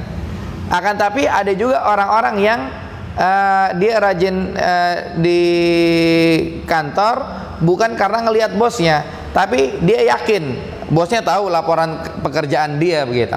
Tapi tingkatan yang paling tinggi adalah yang pertama, ya seakan-akan dia melihat bosnya itu karena saking amanahnya begitu. Nah, ini walillahil matsalul a'la. Allah memiliki perumpamaan yang lebih dari itu. Maka kalau orang beribadah kepada Allah seakan-akan dia kayak melihat Allah, ini tingkatan nomor 1. Tapi kalau dia nggak nyampe kepada tingkatan itu, maka dia harus yakin bahwa Allah melihat dia. Ini tingkatan nomor 2, sebagaimana dijelaskan oleh para ulama. Qala matas sa'ah. Kemudian yang selanjutnya Jibril nanya, kapan terjadi hari kiamat? Qala, Nabi menjawab, mal mas'ulu anha bi'a'lama minas sa'il. Yang bertanya lebih tahu daripada yang ditanya. Wa sa'ukhbiruka an asyratiha. Kemudian Nabi mengatakan, akan aku kabarkan kepadamu tanda-tandanya saja. Yang pertama, idza waladatil amatu rabbaha. Kalau budak melahirkan tuannya. Budak melahirkan tuannya, kata para ulama maknanya ada 2. Yang pertama, budak melahirkan tuannya. Misalkannya ada orang punya budak, kemudian dia digauli oleh majikannya. Maka ketika budaknya ini hamil, punya anak, anaknya ini otomatis ngikut bapak, ngikut majikan. Berarti budak melahirkan bos, melahirkan tuan, melahirkan majikan. Ini tanda hari kiamat. Makanya Islam hadir menghapus perbudakan. Yang terbaik budak itu dimerdekakan. Itu kalau zaman dulu. Tapi kalau kita berbicara zaman now, ada orang tua, anaknya diurus, anaknya udah gede, anaknya udah menikah, anaknya udah punya anak, orang tua jadi pembantunya. Bahkan ketika salah seorang dari mereka dinasehati, ya, kenapa kok yang jadi pembantu di rumah orang tua begitu? Maka mereka jawabnya apa? Daripada gaji orang lain, sayang, mendingan gaji orang tua, katanya. Harusnya apa? Harusnya orang tua nggak pakai dipekerjakan, gaji tanpa dipekerjakan begitu harusnya. Tapi karena mungkin mereka jauh dari iman, mereka jauh dari ilmu, sehingga mereka punya pikirannya lebih matang, pikirannya kelewat matang. Nah, sehingga mengatakan demikian, daripada gaji buat orang lain mendingan buat orang tua. Ini berbahaya seperti ini. Wa idza tatawala ru'atul ibil al-buhmi fil bunyan. Nah, kemudian juga termasuk tanda-tanda hari kiamat, yaitu ketika pengembala onta, ya, pengembala kambing, mereka berlomba-lomba dalam meninggikan bangunan. Ini sudah ada kejadiannya. Informasinya wallahu alam, ya, hotel-hotel yang ada di sekitaran Makkah Madinah itu milik orang-orang Badui, ya, yang mereka ngembala onta. Mereka ngembala onta, akan tapi gitu-gitu duitnya mereka ngalir terus gitu, berlomba-lomba dalam bangunan. Wallahu alam, informasinya demikian. Kemudian fi khamsin la ya'lamuhunna illallah. Ada lagi 5 lagi tanda hari kiamat, akan tapi tidak diketahui, yang mengetahui hanya Allah saja. Thumma adbara. Kemudian disebutkan Jibril pun pergi. Faqala rudduhu falam yarau syai'an. Kemudian dikatakan itu orang panggil, bawa sini gitu, orang yang tadi nanya gitu kan. Akan tapi mereka nggak ngelihat lagi, udah hilang begitu aja. Faqala, maka Nabi SAW mengatakan apa? Hadza Jibril jaa yu'allimun nas dinahum. Itu adalah Jibril datang untuk mengajarkan urusan agama kepada manusia. Nah, kita lihat hadis ini baru menyampaikan kepada kita satu hal, bahwasanya paketan Islam itu ada 3. Ada Islam, ada iman, dan ada ihsan. Ini satu paket. Nah, pembahasan rincinya ada di halaman berikutnya, di halaman 12. Ya, tentang Islam terlebih dahulu. Yang pertama di sini kita perhatikan, disebutkan oleh penulis hafizahumullah, bahwasannya Rasulullah SAW banyak menamakan beberapa perkara dengan sebutan Islam. Seperti misalkannya disebutkan ada di istilahnya taslimul qalbi. Disebutkan istilahnya ada taslimul qalbi. Taslimul qalbi, hatinya Islam. Islam kan secara bahasa artinya menyerah gitu. Nabi mengistilahkan ada taslimul qalbi. Kemudian juga Nabi mengistilahkan ada salamatun nas minal lisan wal yad. Al-Islam adalah salamatun nas minal lisan wal yad. Islam itu adalah tidak menyakiti orang lain dengan lisan dan tangan. Kemudian Islam itu memberi makan. Islam itu adalah ucapan yang baik. Lihat, Nabi membahasakan Islam itu dengan amal, ya di sini. Nah, di sini kata penulis, hafizahumullah, semua perkara ini yang disebut Rasulullah SAW sebagai Islam mengandung nilai penyerahan diri, artinya mengandung nilai Islam. Di sini Islam itu memberi makan, Islam itu ucapan yang baik, Islam itu adalah tidak menyakiti orang lain. Semuanya mengandung nilai-nilai Islam. Kemudian yang berikutnya dikatakan hukum Islam terwujud dan terbukti dengan 2 kalimat syahadat. Kemudian menegakkan salat, kemudian membayar zakat, puasa Ramadan, dan menunaikan haji ke Baitullah. Nah, ini semua adalah syiar-syiar Islam yang kelihatan. Tapi kalau yang tadi amal-amal itu menunjukkan apa? Amal-amal itu adalah ada nilai-nilai Islam. Akan tapi kalau rukun Islam yang 5 adalah syiar-syiar Islam yang kelihatan. Maka seseorang yang melaksanakannya berarti sempurna Islamnya. Kalau di sini bahasanya sempurna penghambaannya. Akan tapi maksudnya adalah sempurna Islamnya. Apabila ia meninggalkannya berarti ia tidak sempurna Islamnya. Kalau di sini bahasanya ia tidak tunduk dan tidak berserah diri. Maksudnya tidak sempurna Islamnya. Nah, maka di halaman 13 lanjutannya adalah lalu Islam, kalau di sini dikatakan penyerahan hati. Ya, Islam itu artinya adalah ridho dan taat dan tidak mengganggu orang lain baik dengan lisan atau tangan. Kemudian ia menunjukkan adanya rasa ikatan ukhuwah imaniyah. Berarti Islam sama iman beda atau sama? Berdasarkan keterangan ini, Islam dengan iman itu sama. Ya, berdasarkan keterangan ini Islam dengan iman itu sama. Di sini lagi ngomongin Islam, akan tapi maknanya juga iman. Itu maksudnya. Sedangkan tidak menyakiti orang lain merupakan bentuk ketaatan menjalankan perintah agama yang memang menganjurkan kebaikan dan melarang mengganggu orang lain serta memerintahkan agar mendermakan dan menolong serta mencintai perkara-perkara yang baik. Ketaatan seseorang dengan berbagai hal tersebut juga hal lainnya adalah termasuk sifat terpuji, yakni jenis kepatuhan dan ketaatan, dan ia merupakan gambaran yang nyata tentang Islam. Maka hal-hal tersebut mustahil dapat terwujud tanpa pembenaran iman, dan berbagai hal itulah yang disebut sebagai Islam. Berarti apa? Orang Islam itu kan bakal begini. Kenapa dia orang Islam melakukan sholat? Kenapa orang Islam puasa? Kenapa orang Islam zakat? Kenapa orang Islam melakukan amalan-amalan? Jawabannya karena apa? Karena iman. Berarti Islam itu sama dengan iman. Itu maksudnya keterangan yang pertama ini. Kemudian keterangan yang kedua, iman. Keterangan yang kedua, iman. Kita lihat di sini. Ya, kita telah mengetahui jawaban Rasulullah dalam hadis Jibril. Ketika ditanya iman itu apa? Iman kepada Allah, malaikatnya, kitab-kitab, para rasul, kemudian hari kebangkitan, atau takdir baik, takdir buruk, dan hari kiamat. Nah, beliau juga menyebut hal-hal lain sebagai iman ternyata.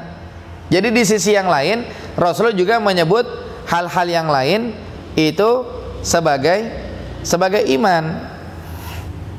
Seperti misalnya akhlak yang baik. Nabi ditanya tentang iman, maka Nabi jawab iman itu adalah akhlak yang baik. Kemudian Nabi ditanya tentang iman itu adalah bermurah hati, sabar, kemudian cinta Rasul, cinta sahabat. Kemudian iman itu adalah rasa malu dan sebagainya. Maka itu semua adalah iman yang merupakan pembenaran batin. Tidak ada sesuatu yang mengkhususkan iman untuk hal-hal yang bersifat batin belaka.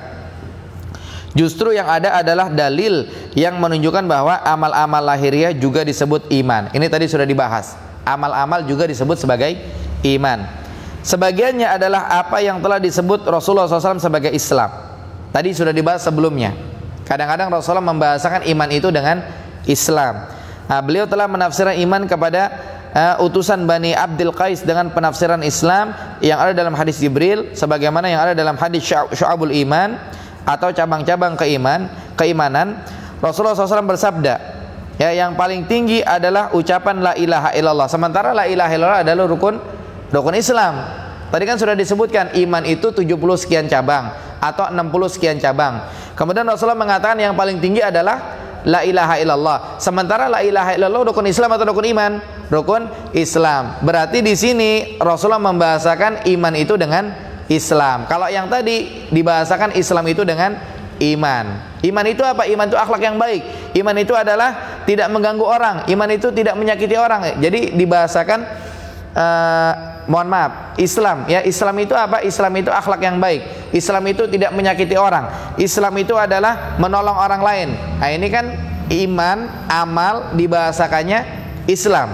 Kemudian yang kedua, iman tapi dibahasakannya Islam. Apa itu iman? Yaitu Rasulullah mengatakan iman itu 70 sekian cabang, iman itu 60 sekian cabang. Kemudian yang paling tinggi adalah la ilaha illallah. Sementara la ilaha illallah adalah rukun Islam. Rasulullah ngomongin iman tapi jawabnya dengan Islam. Makanya iman itu juga maknanya adalah Islam. Islam itu maknanya juga iman. Maka di sini apa yang terdapat di antara keduanya adalah amalan lahir dan amalan batin. Amalan batin adalah iman, amalan lahir adalah Islam. Lihat di halaman 14, nanti akan terlihat terang sampai terakhir. Lihat di sini, sudah diketahui bersama bahwa beliau tidak memaksudkan hal-hal tersebut menjadi iman kepada Allah tanpa disertai iman dalam hati, sebagaimana telah dijelaskan dalam banyak dalil syar'i tentang pentingnya iman dalam hati. Tadi sudah dijelaskan, iman dalam hati, iman di lisan, iman anggota badan. Jadi syiar-syiar atau amalan-amalan yang bersifat lahiriah yang disertai dengan iman dalam dada, itulah yang disebut iman. Berarti iman itu adalah amal, kemudian dalam hati juga iya, lahir batin. Dan mana Islam mencakup pembenaran hati dan amalan perbuatan, dan itulah istislam, penyerahan diri kepada Allah. Maka berdasarkan ulasan tersebut dapat dikatakan sesungguhnya sebutan Islam dan iman apabila bertemu dalam satu tempat, maka Islam ditafsirkan dengan amalan-amalan lahir, sedangkan iman ditafsirkan dengan keyakinan-keyakinan batin. Jadi yang pertama, Islam dan iman kalau bertemu di satu tempat maksudnya satu pembahasan. Contohnya dalam hadis Jibril disebut ada iman, ada Islam, ada iman, dan ada ihsan. Berarti kan satu tempat tuh. Nah, kalau kita lihat-lihat, ternyata maknanya Islam itu adalah amalan lahir, iman amalan batin. Kenapa? Karena disebutkan di satu tempat. Contoh nih, ya, ada soal menyebutkan, sebutkan rukun Islam dan sebutkan rukun iman. Berarti rukun Islam adalah amalan-amalan lahir, rukun iman amalan-amalan batin. Kemudian lihat yang kedua. Tetapi apabila dua istilah itu dipisahkan atau disebut sendiri-sendiri, maka salah satu dari keduanya ditafsiri dengan yang lain. Artinya Islam itu ditafsiri dengan keyakinan dan amal, atau Islam itu ditafsiri dengan iman. Nah, sebagaimana halnya iman itu juga ditafsiri demikian. Jadi Islam itu ditafsiri dengan amalan batin, iman juga ditafsiri dengan amalan lahir. Ini kalau disebutkan secara secara terpisah. Contoh misalkannya Nabi ditanya, apa itu Islam? Nabi mengatakan al-Islam an tu'mina billah tsumma istaqim. Islam itu adalah engkau beriman kepada Allah lalu istiqomah. Sementara beriman kepada Allah adalah rukun iman, istiqomah adalah Islam, begitu. Jadi sekali lagi, kalau disebut berbarengan berarti Islam itu amalan lahir, iman itu amalan batin. Tapi kalau disebut sendiri, misalnya contoh, apa itu Islam? Maka kita jawab, Islam itu Anda beriman kepada Allah. Betul atau salah? Jawabannya betul, karena Islam itu maknanya adalah iman. Kemudian kalau misalnya kita ditanya, apa itu iman? Maka kita jawab, iman itu Anda sholat. Padahal sholat itu rukun Islam. Karena kalau disebut sendiri, iman maknanya adalah Islam, Islam maknanya adalah iman. Tapi kalau disebut berbarengan, apa sih bedanya Islam sama iman? Maka kita jawab, kalau Islam itu ya kayak ngucapin 2 kalimat syahadat, sholat, zakat. Tapi kalau iman ya kayak iman kepada Allah, iman kepada malaikat, kitab-kitab. Berarti kalau disebut berbarengan, Islam itu amalan lahir, iman itu amalan batin. Tapi kalau disebut satu, misalkan saya tanya, apa itu Islam? Kemudian dijawab, Islam itu kita beriman kepada Allah lah, gitu kan? Nah itu berarti Islam maknanya adalah iman. Atau disebut satu, apa sih iman? Ya iman itu situ sholat dong, gitu. Kalau situ nggak sholat, masa situ orang beriman? Padahal sholat itu adalah rukun Islam. Paham insyaallah? Saya bicara cepat ya, karena saya lihat mudah pembahasannya insyaallah. Ya, ada yang bingung tidak? Ada yang mengeluhkan terlalu cepat penjelasannya? Tidak insyaallah. Nah, alhamdulillah. Kemudian lanjut berikutnya. Keduanya adalah wajib. Iman sama Islam itu wajib. Ridha Allah tidak dapat diperoleh dan siksa Allah tidak dapat dihindarkan kecuali dengan kepatuhan lahir dan batin. Jadi tidak sah memisahkan antara keduanya. Berarti Islam dan iman satu paket. Ya, Islam dan iman itu satu paket. Tapi terkait Islam, iman, ihsan itu 3 tingkatannya. Para ulama menyebutkan 3 tingkatan. Yang pertama, orang Islam belum tentu iman. Dasarnya apa? Dasarnya surat Al-Hujurat. Surat Al-Hujurat di bagian terakhir. Allah mengatakan, qalatil a'rabu amanna qul lam tu'minu walakin qulu aslamna. Orang-orang Arab Badui mengatakan kami beriman, kami beriman, kami beriman. Kemudian Allah mengatakan apa? Qul lam tu'minu. Kalian belum beriman, walakin qulu aslamna. Kalian baru Islam doang. Belum beriman. Berarti orang Islam nggak mesti dia iman. Akan tapi kalau orang iman mesti dia Islam. Ya, orang iman mesti dia Islam. Tapi kalau orang Islam belum tentu iman. Kemudian tingkatan yang ketiga, ini tingkatan tertinggi, yaitu ihsan. Kalau dia ihsan, beribadah kepada Allah seakan-akan melihat Allah, atau dia yakin Allah melihat dia, berarti dia adalah orang iman dan orang Islam. Jadi tingkatan tertinggi adalah iman, adalah Islam, kemudian iman, kemudian ihsan. Kalau dibalik salah. Ya, kalau dibalik salah. Kayak Islam nih. Islam kan 5. Iman itu 6. Rukun iman ada 6. Kemudian ihsan 2. Ya, ihsan itu 2. Berarti ihsan itu 2, maksudnya yang pertama beribadah kepada Allah seakan-akan melihat Allah. Yang kedua, kalau nggak bisa maka yakin Allah melihat dia. Itu keterangan tambahan saja. Kemudian lanjutannya, seseorang tidak dapat menyempurnakan iman dan Islam yang telah diwajibkan atasnya kecuali dengan mengerjakan perintah dan menjauhkan diri dari larangan. Ini makna takwa juga. Jadi bentuk iman Islam menjalankan perintah dan menjauhi larangan. Makanya kita mesti belajar perintah Allah itu apa aja, itu yang kita lakukan. Kemudian larangan Allah itu apa aja, itu yang kita tinggalkan. Jangan kita melakukan yang tidak diperintahkan atau meninggalkan yang tidak dilarang. Contoh melakukan yang tidak diperintahkan. Ya, contoh melakukan yang tidak diperintahkan. Apa contohnya melakukan yang tidak diperintahkan? Ada yang bisa ngasih contoh? Tidak diperintahkan tapi dilakukan, dan itu salah. Apa contohnya? Contohnya yang real pakai dalil. Contohnya apa? Tidak diperintahkan tapi dilakukan. Contohnya 3 orang yang datang ke rumah istri Nabi SAW. Yang satu pengen sholat semalaman, ya kan? Yang satunya lagi pengen puasa tiap hari. Yang satunya lagi nggak pengen nikah, biar fokus ibadah. Ini tidak diperintahkan. Yang diperintahkan itu bukan sholat semalaman, sholat dari ba'da isya nyampe beduk subuh begitu, nggak diperintahkan. Nabi keluar, Nabi ngomong, ini apa-apaan pada ngomong kayak begini? Saya itu malam itu tidur sama tahajud, bukan sholat semalaman.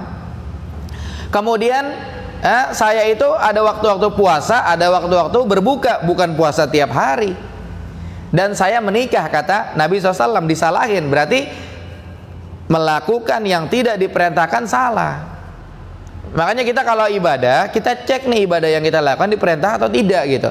Taunya dari mana? Kita belajar. Kalau kita nggak belajar, kita kagak bakal tahu ibadah yang kita lakukan diperintah atau tidak. Gitu. Sama juga larangan. Larangan yang dilarang itu yang kita tinggalin. Contoh yang dilarang, apa yang nggak dilarang terus ditinggalin. Contohnya apa? Dia nggak dilarang tapi ditinggalin, terus disalahin. Apa contohnya? Yang real pakai dalil. Contohnya adalah Nabi SAW pernah salah paham antara istrinya. Akhirnya Nabi mengharamkan dirinya nggak mau minum madu. Sementara madu itu kan nggak dilarang, ya kan?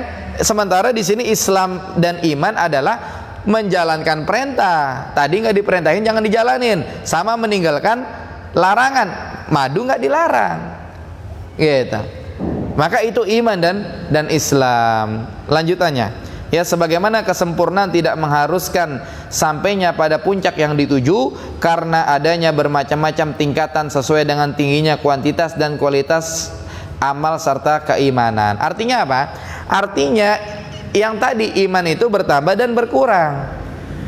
Orang di dalam menjalankan perintah dan meninggalkan larangan beda-beda, ya, beda-beda.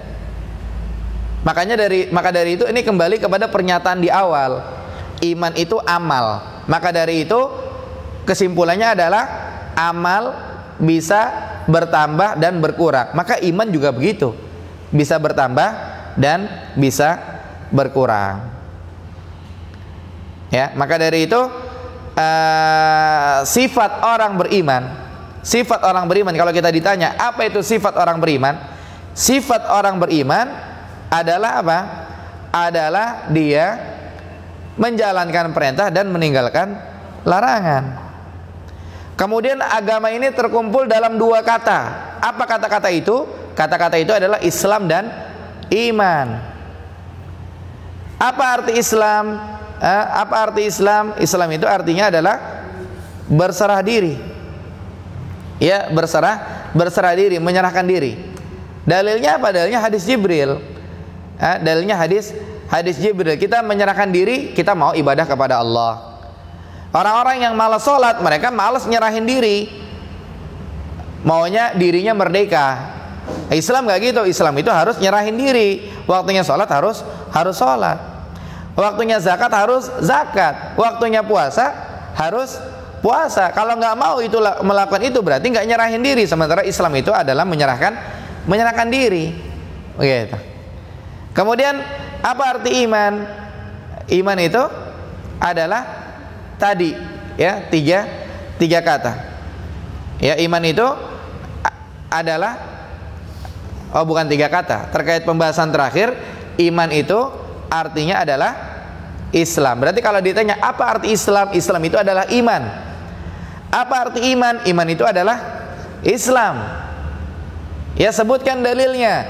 Dalilnya bisa kita katakan Rasulullah SAW terkadang menyebut Islam sebagai iman, terkadang menyebut iman sebagai Islam. Contohnya tadi, iman itu 70 sekian cabang, iman itu 60 sekian cabang, paling tinggi adalah la ilaha illallah, sementara la ilaha illallah adalah rukun Islam. Berarti apa arti Islam? Islam itu artinya adalah iman. Kemudian apa arti iman? Iman itu artinya Islam, karena disebutnya sendiri. Berarti Islam itu adalah amalan-amalan lahir batin. Kemudian iman itu juga amalan-amalan lahir batin. Nah, apakah amalan-amalan lahir disebut iman? Jawabannya iya. Kenapa? Karena dia bisa melakukan amalan-amalan lahir, sebabnya karena dia punya iman. Kalau dia nggak punya iman, nggak bakal dia bisa melakukan amalan-amalan lahir. Ya, kenapa dia mau sholat? Kenapa dia mau zakat, mau sedekah, mau puasa? Karena dia punya iman. Kemudian yang berikutnya, kapan makna Islam dan makna iman itu sama? Kemudian kapan berbeda? Jawabannya, makna Islam dan iman itu sama kalau dia berpisah. Makna Islam dan iman itu sama kalau dia berpisah. Sebagai contoh, kalau kita ditanya apa artinya iman, maka kita jawab, iman itu adalah Anda harus sholat, padahal sholat itu rukun Islam. Tapi benar jawabannya. Atau ketika ditanya apa itu Islam, Islam itu Anda harus beriman kepada Allah, padahal iman kepada Allah ada rukun iman. Makanya kapan Islam itu artinya sama? Kalau berpisah. Kapan Islam itu artinya beda? Kalau berbarengan. Kayak contoh, apa sih bedanya Islam sama iman? Maka kita jawab, kalau Islam itu ya sholat, zakat, puasa, haji. Tapi kalau iman itu ya iman kepada Allah, kan beda gitu. Ya, karena apa? Karena disebut berbarengan. Ya, wallahu alam. Sampai di sini ada yang bertanya?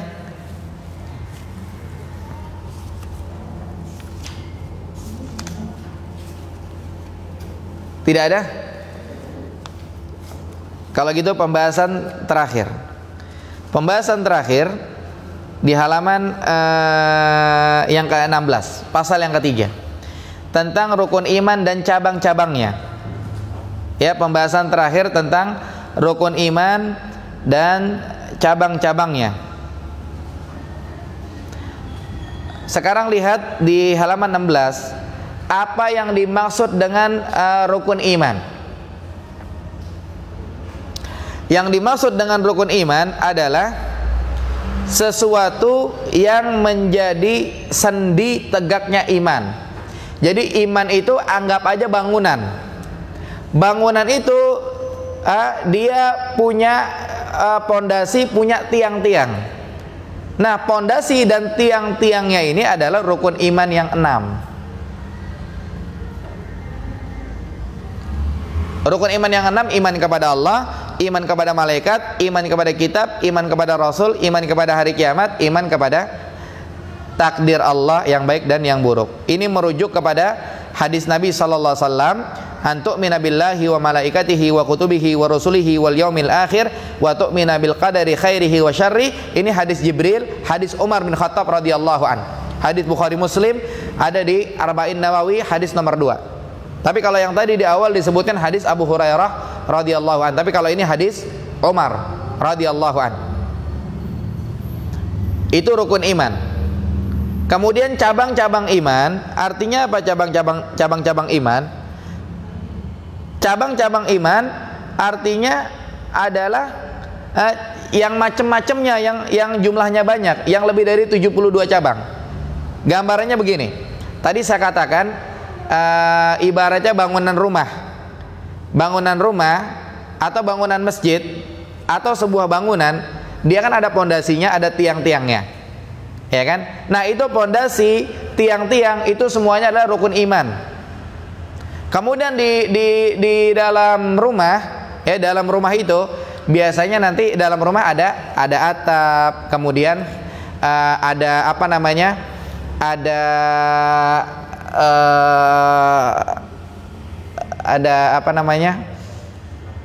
Ada plafon, ya kan, ada plafon, kemudian ada AC-nya, kemudian ada tempat parkir mobilnya, ada yang ada mobilnya, ada yang nggak ada mobilnya, ya kan?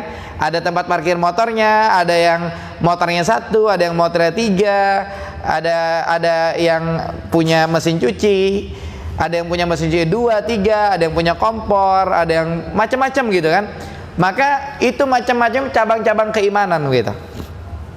Dan cabang-cabang keimanan iman orang beda-beda. Ya, iman orang beda-beda. Kayak rumah lah. Rumah orang kan beda-beda. Ya, tapi kalau secara pasti namanya rumah itu mesti ada pondasinya, ada tiang-tiangnya. Cuma beda-beda dalamnya itu beda-beda. Ada yang cuma ada parkir mobilnya doang, tapi dia nggak punya mobil. Ada yang ada parkir mobilnya, tapi punya mobilnya 1, padahal bisa parkir mobil 3. Ada yang bisa parkir mobilnya 3, tapi dia punya mobilnya cuma 2. Ada yang bisa parkir mobil 3, tapi punya motor doang, nggak punya mobil.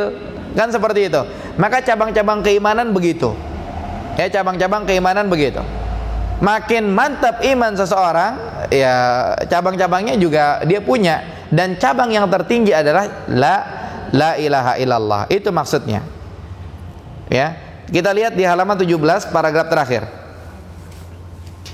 Ya, beliau SAW menjelaskan bahwa cabang paling utama adalah tauhid. Ini berdasarkan hadis sebelumnya. Hadis sebelumnya kita lihat al-imanu bid'un wa sab'un au bid'un wa sittuna syu'bah. Ini tadi sudah kita simak. Iman itu ada 70 sekian atau 60 sekian cabang. Fa afdaluha qaulu la ilaha illallah, yang paling afdal, yang paling tinggi adalah la ilaha illallah, wa adnaha imatatul adza anit thariq, yang paling rendah adalah menyingkirkan gangguan dari jalan. Wal haya'u syu'batun minal iman. Rasa malu adalah bagian cabang dari iman. Nah, kita lihat lanjutnya tadi di paragraf terakhir, beliau sallallahu alaihi wasallam menjelaskan bahwa cabang yang paling utama adalah tauhid, yaitu la ilaha illallah. Yang wajib bagi setiap orang wajib belajar tauhid. Yang mana tidak ada satu cabang pun iman menjadi sah kecuali sesudah tauhid. Makanya apa? Makanya kita pernah sampaikan nih, dai yang sukses adalah yang berhasil mengajarkan tauhid kepada orang-orang. Misalkannya orang-orang itu mati, misalkannya orang-orang itu keburu mati, padahal belum sempat diajarin sholat, zakat, puasa, haji, tapi dia udah sukses. Nanti di sono bisa dijamin selamat.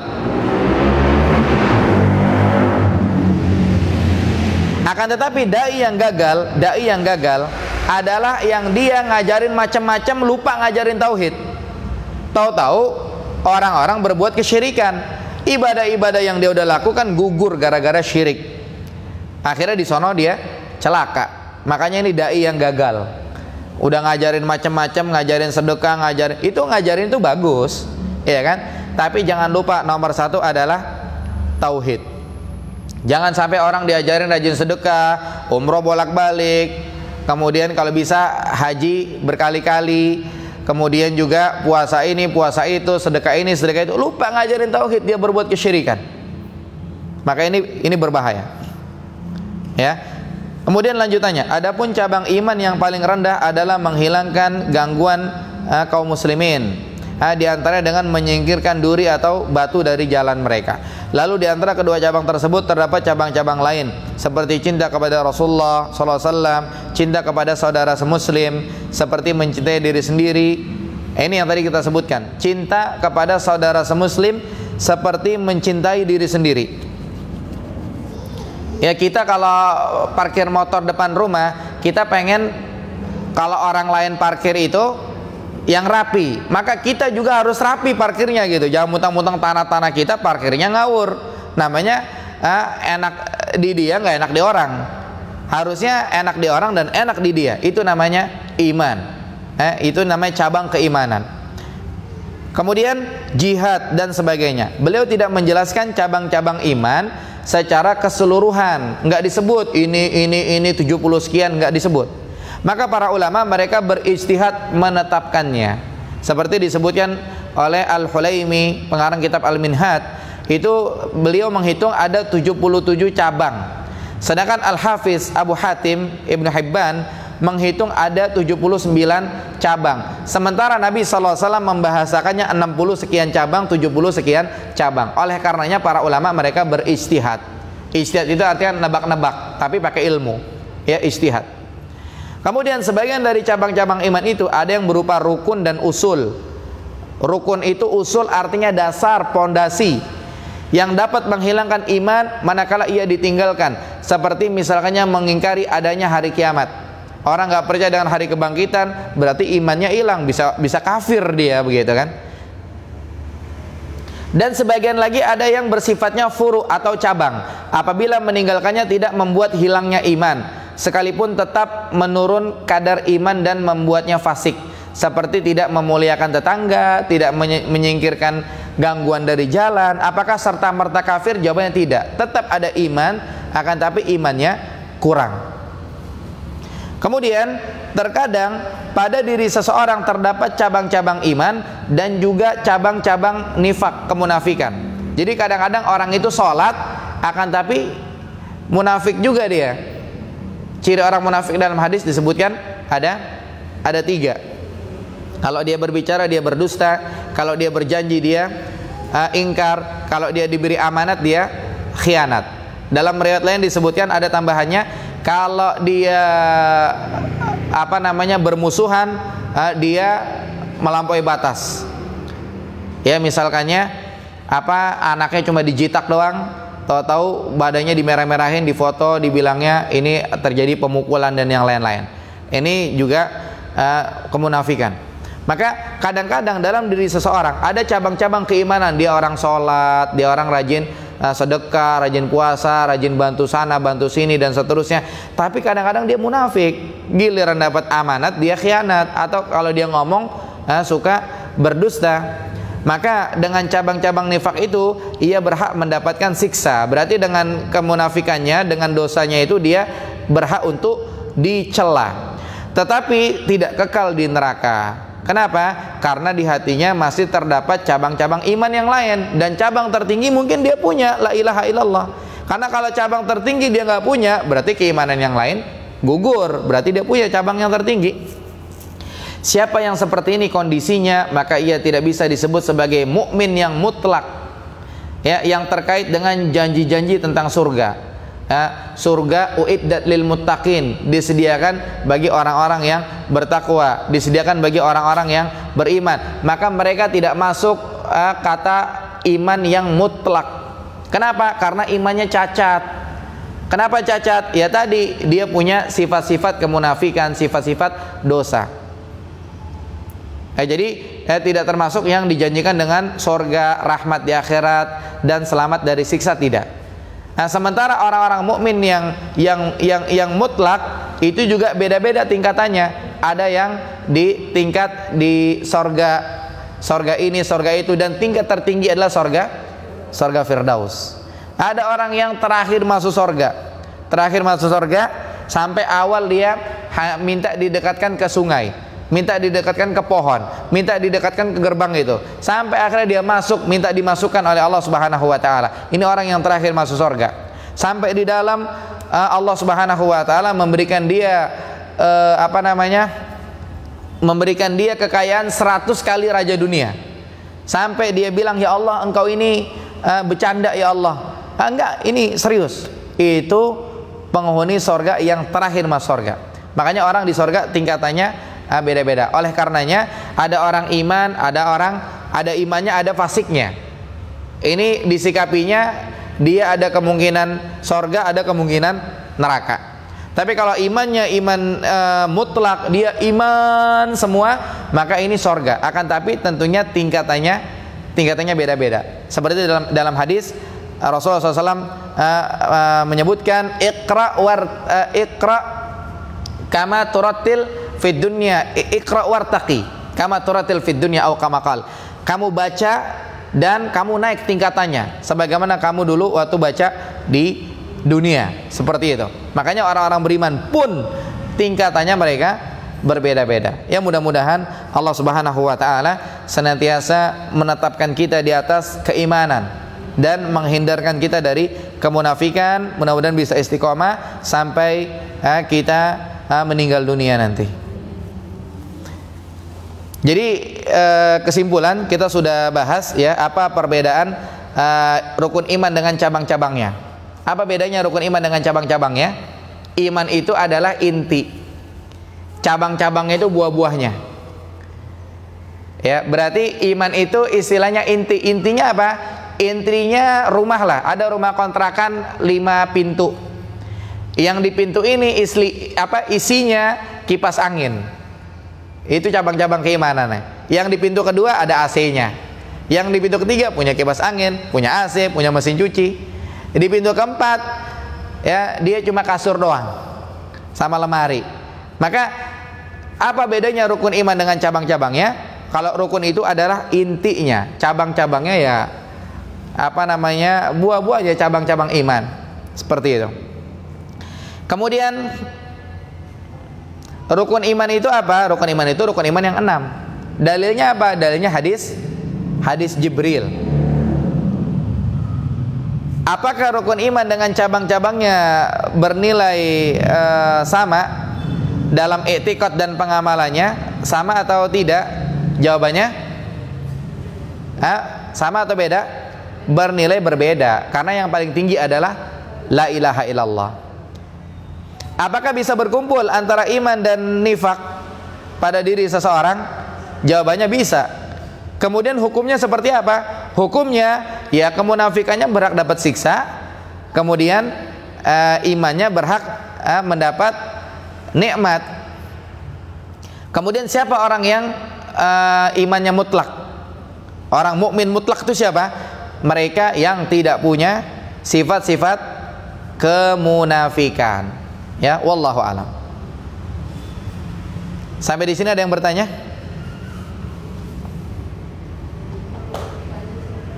Iya, silakan. Ada yang bertanya langsung?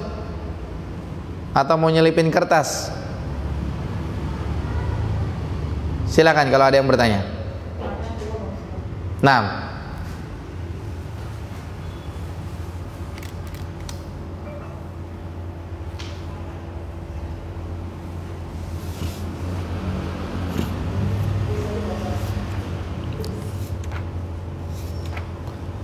Taib, kalau tidak tanya, berarti saya yang nanya nih ya.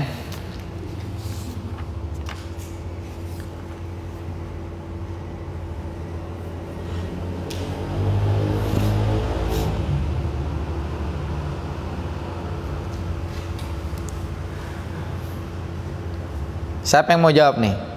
Pertanyaannya, apa makna iman menurut bahasa dan menurut istilah? Kemudian sebutan iman, kata-kata iman yang lain, dan apa dalilnya menunjukkan iman itu bisa bertambah dan berkurang?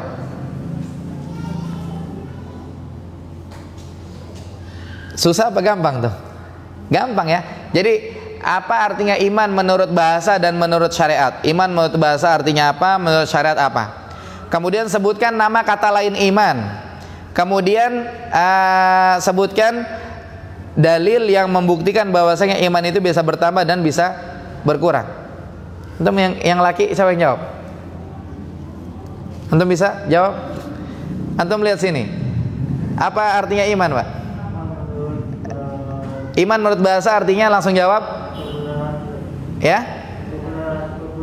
Pembenaran. Antum berarti ngikutin buku. Kalau tadi saya jelaskan iman itu menurut bahasa membenarkan, tapi tidak masalah. Maksudnya biar nanti kalau baca buku paham. Jadi iman artinya pembenaran dengan hati menurut bahasa. Menurut istilah, menurut syariat, iman itu ada 3 kalimat. Yang pertama membenarkan dengan hati, kemudian yang kedua membenarkan dengan lisan, yang ketiga membenarkan dengan anggota badan. Yang laki lagi jawab ini, Bu, yang ikhwan, 1 orang lagi jawab ini. Kemudian nama lain iman itu apa? Nah, nama lain iman itu Islam. Satunya ada satu digolongkan sebagai iman, yaitu apa? Amal ya, amal. Kemudian pertanyaan terakhir tadi, Apa yang membuktikan? Dalil apa yang membuktikan iman itu naik dan turun?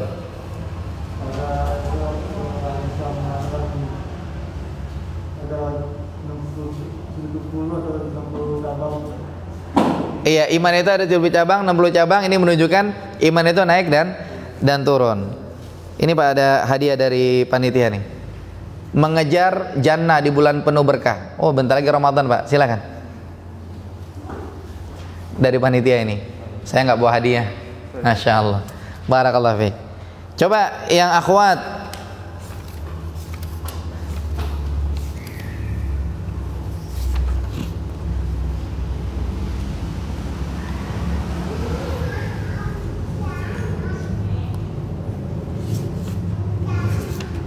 Yang akhwat, ya. Ini pertanyaannya agak panjang nih. Pertanyaannya,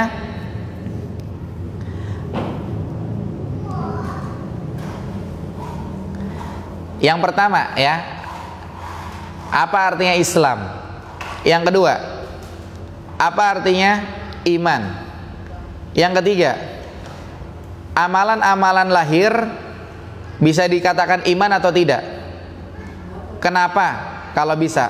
Kemudian yang keempat, kapan Islam sama iman itu artinya sama? Kapan beda? Ya, silakan satu orang menjawab. Apa artinya Islam? Jawab. Islam itu artinya? Islam itu artinya berserah diri. Kalau iman?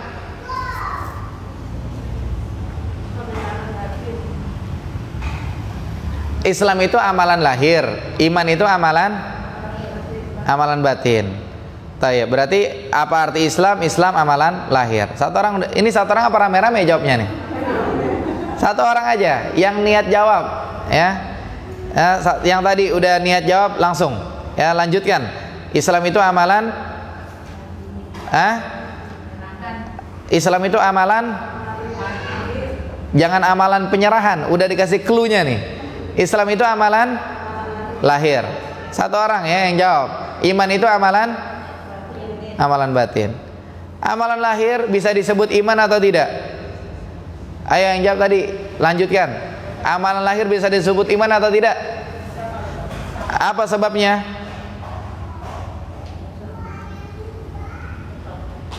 Sebabnya karena Nabi ditanya Islam, jawabnya dengan, kadang-kadang Nabi ditanya iman, jawabnya dengan iya. Pertanyaan terakhir, masih yang bersangkutan tadi. Ya. Kapan Islam dan iman itu sama dan kapan beda? Islam dan iman sama kapan? Kalau Islam dan iman itu maknanya sama apabila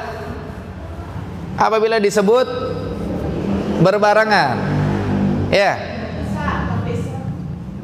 Islam dan iman itu maknanya sama kalau disebut terpisah. Nah, kemudian beda kalau disebut bersama. Siapa yang jawab? Nggak tahu saya. Tolong Pak, di over Pak. Nanti biar gambreng di sebelah. Baik, cukup insyaallah. Nanti kita ketemu lagi pertemuan berikutnya. Kita akan bahas pembatal-pembatal iman. Ya. Pertemuan yang akan datang insyaallah kita akan bahas pembatal-pembatal keimanan.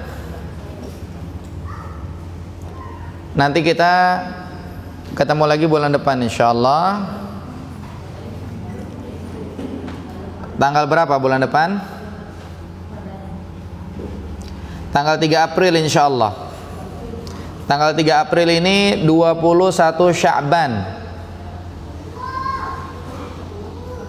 Ya, tanggal 3 April 21 Sya'ban. Mungkin terakhir kali ketemu ya, sebelum Ramadan ya. Ramadan kita nggak ada ya.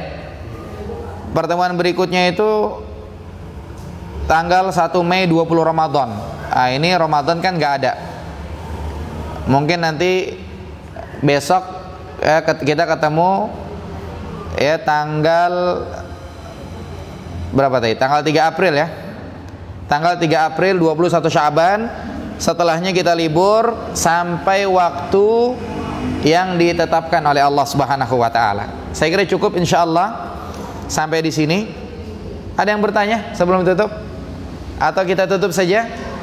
Baik. Sampai di sini yang benar datang dari Allah Subhanahu wa taala, yang salah dari saya pribadi insyaallah pembahasan kita sempurnakan pada pertemuan berikutnya. Barakallahu fikum wa sallallahu ala nabiyina Muhammad wa akhiru da'wana alhamdulillah rabbil alamin. Waktu zuhur 22 menit lagi, cukup buat persiapan insyaallah. Subhanakallahumma bihamdika asyhadu an la ilaha illa anta astaghfiruka wa atubu ilaik. Wassalamualaikum warahmatullahi wabarakatuh.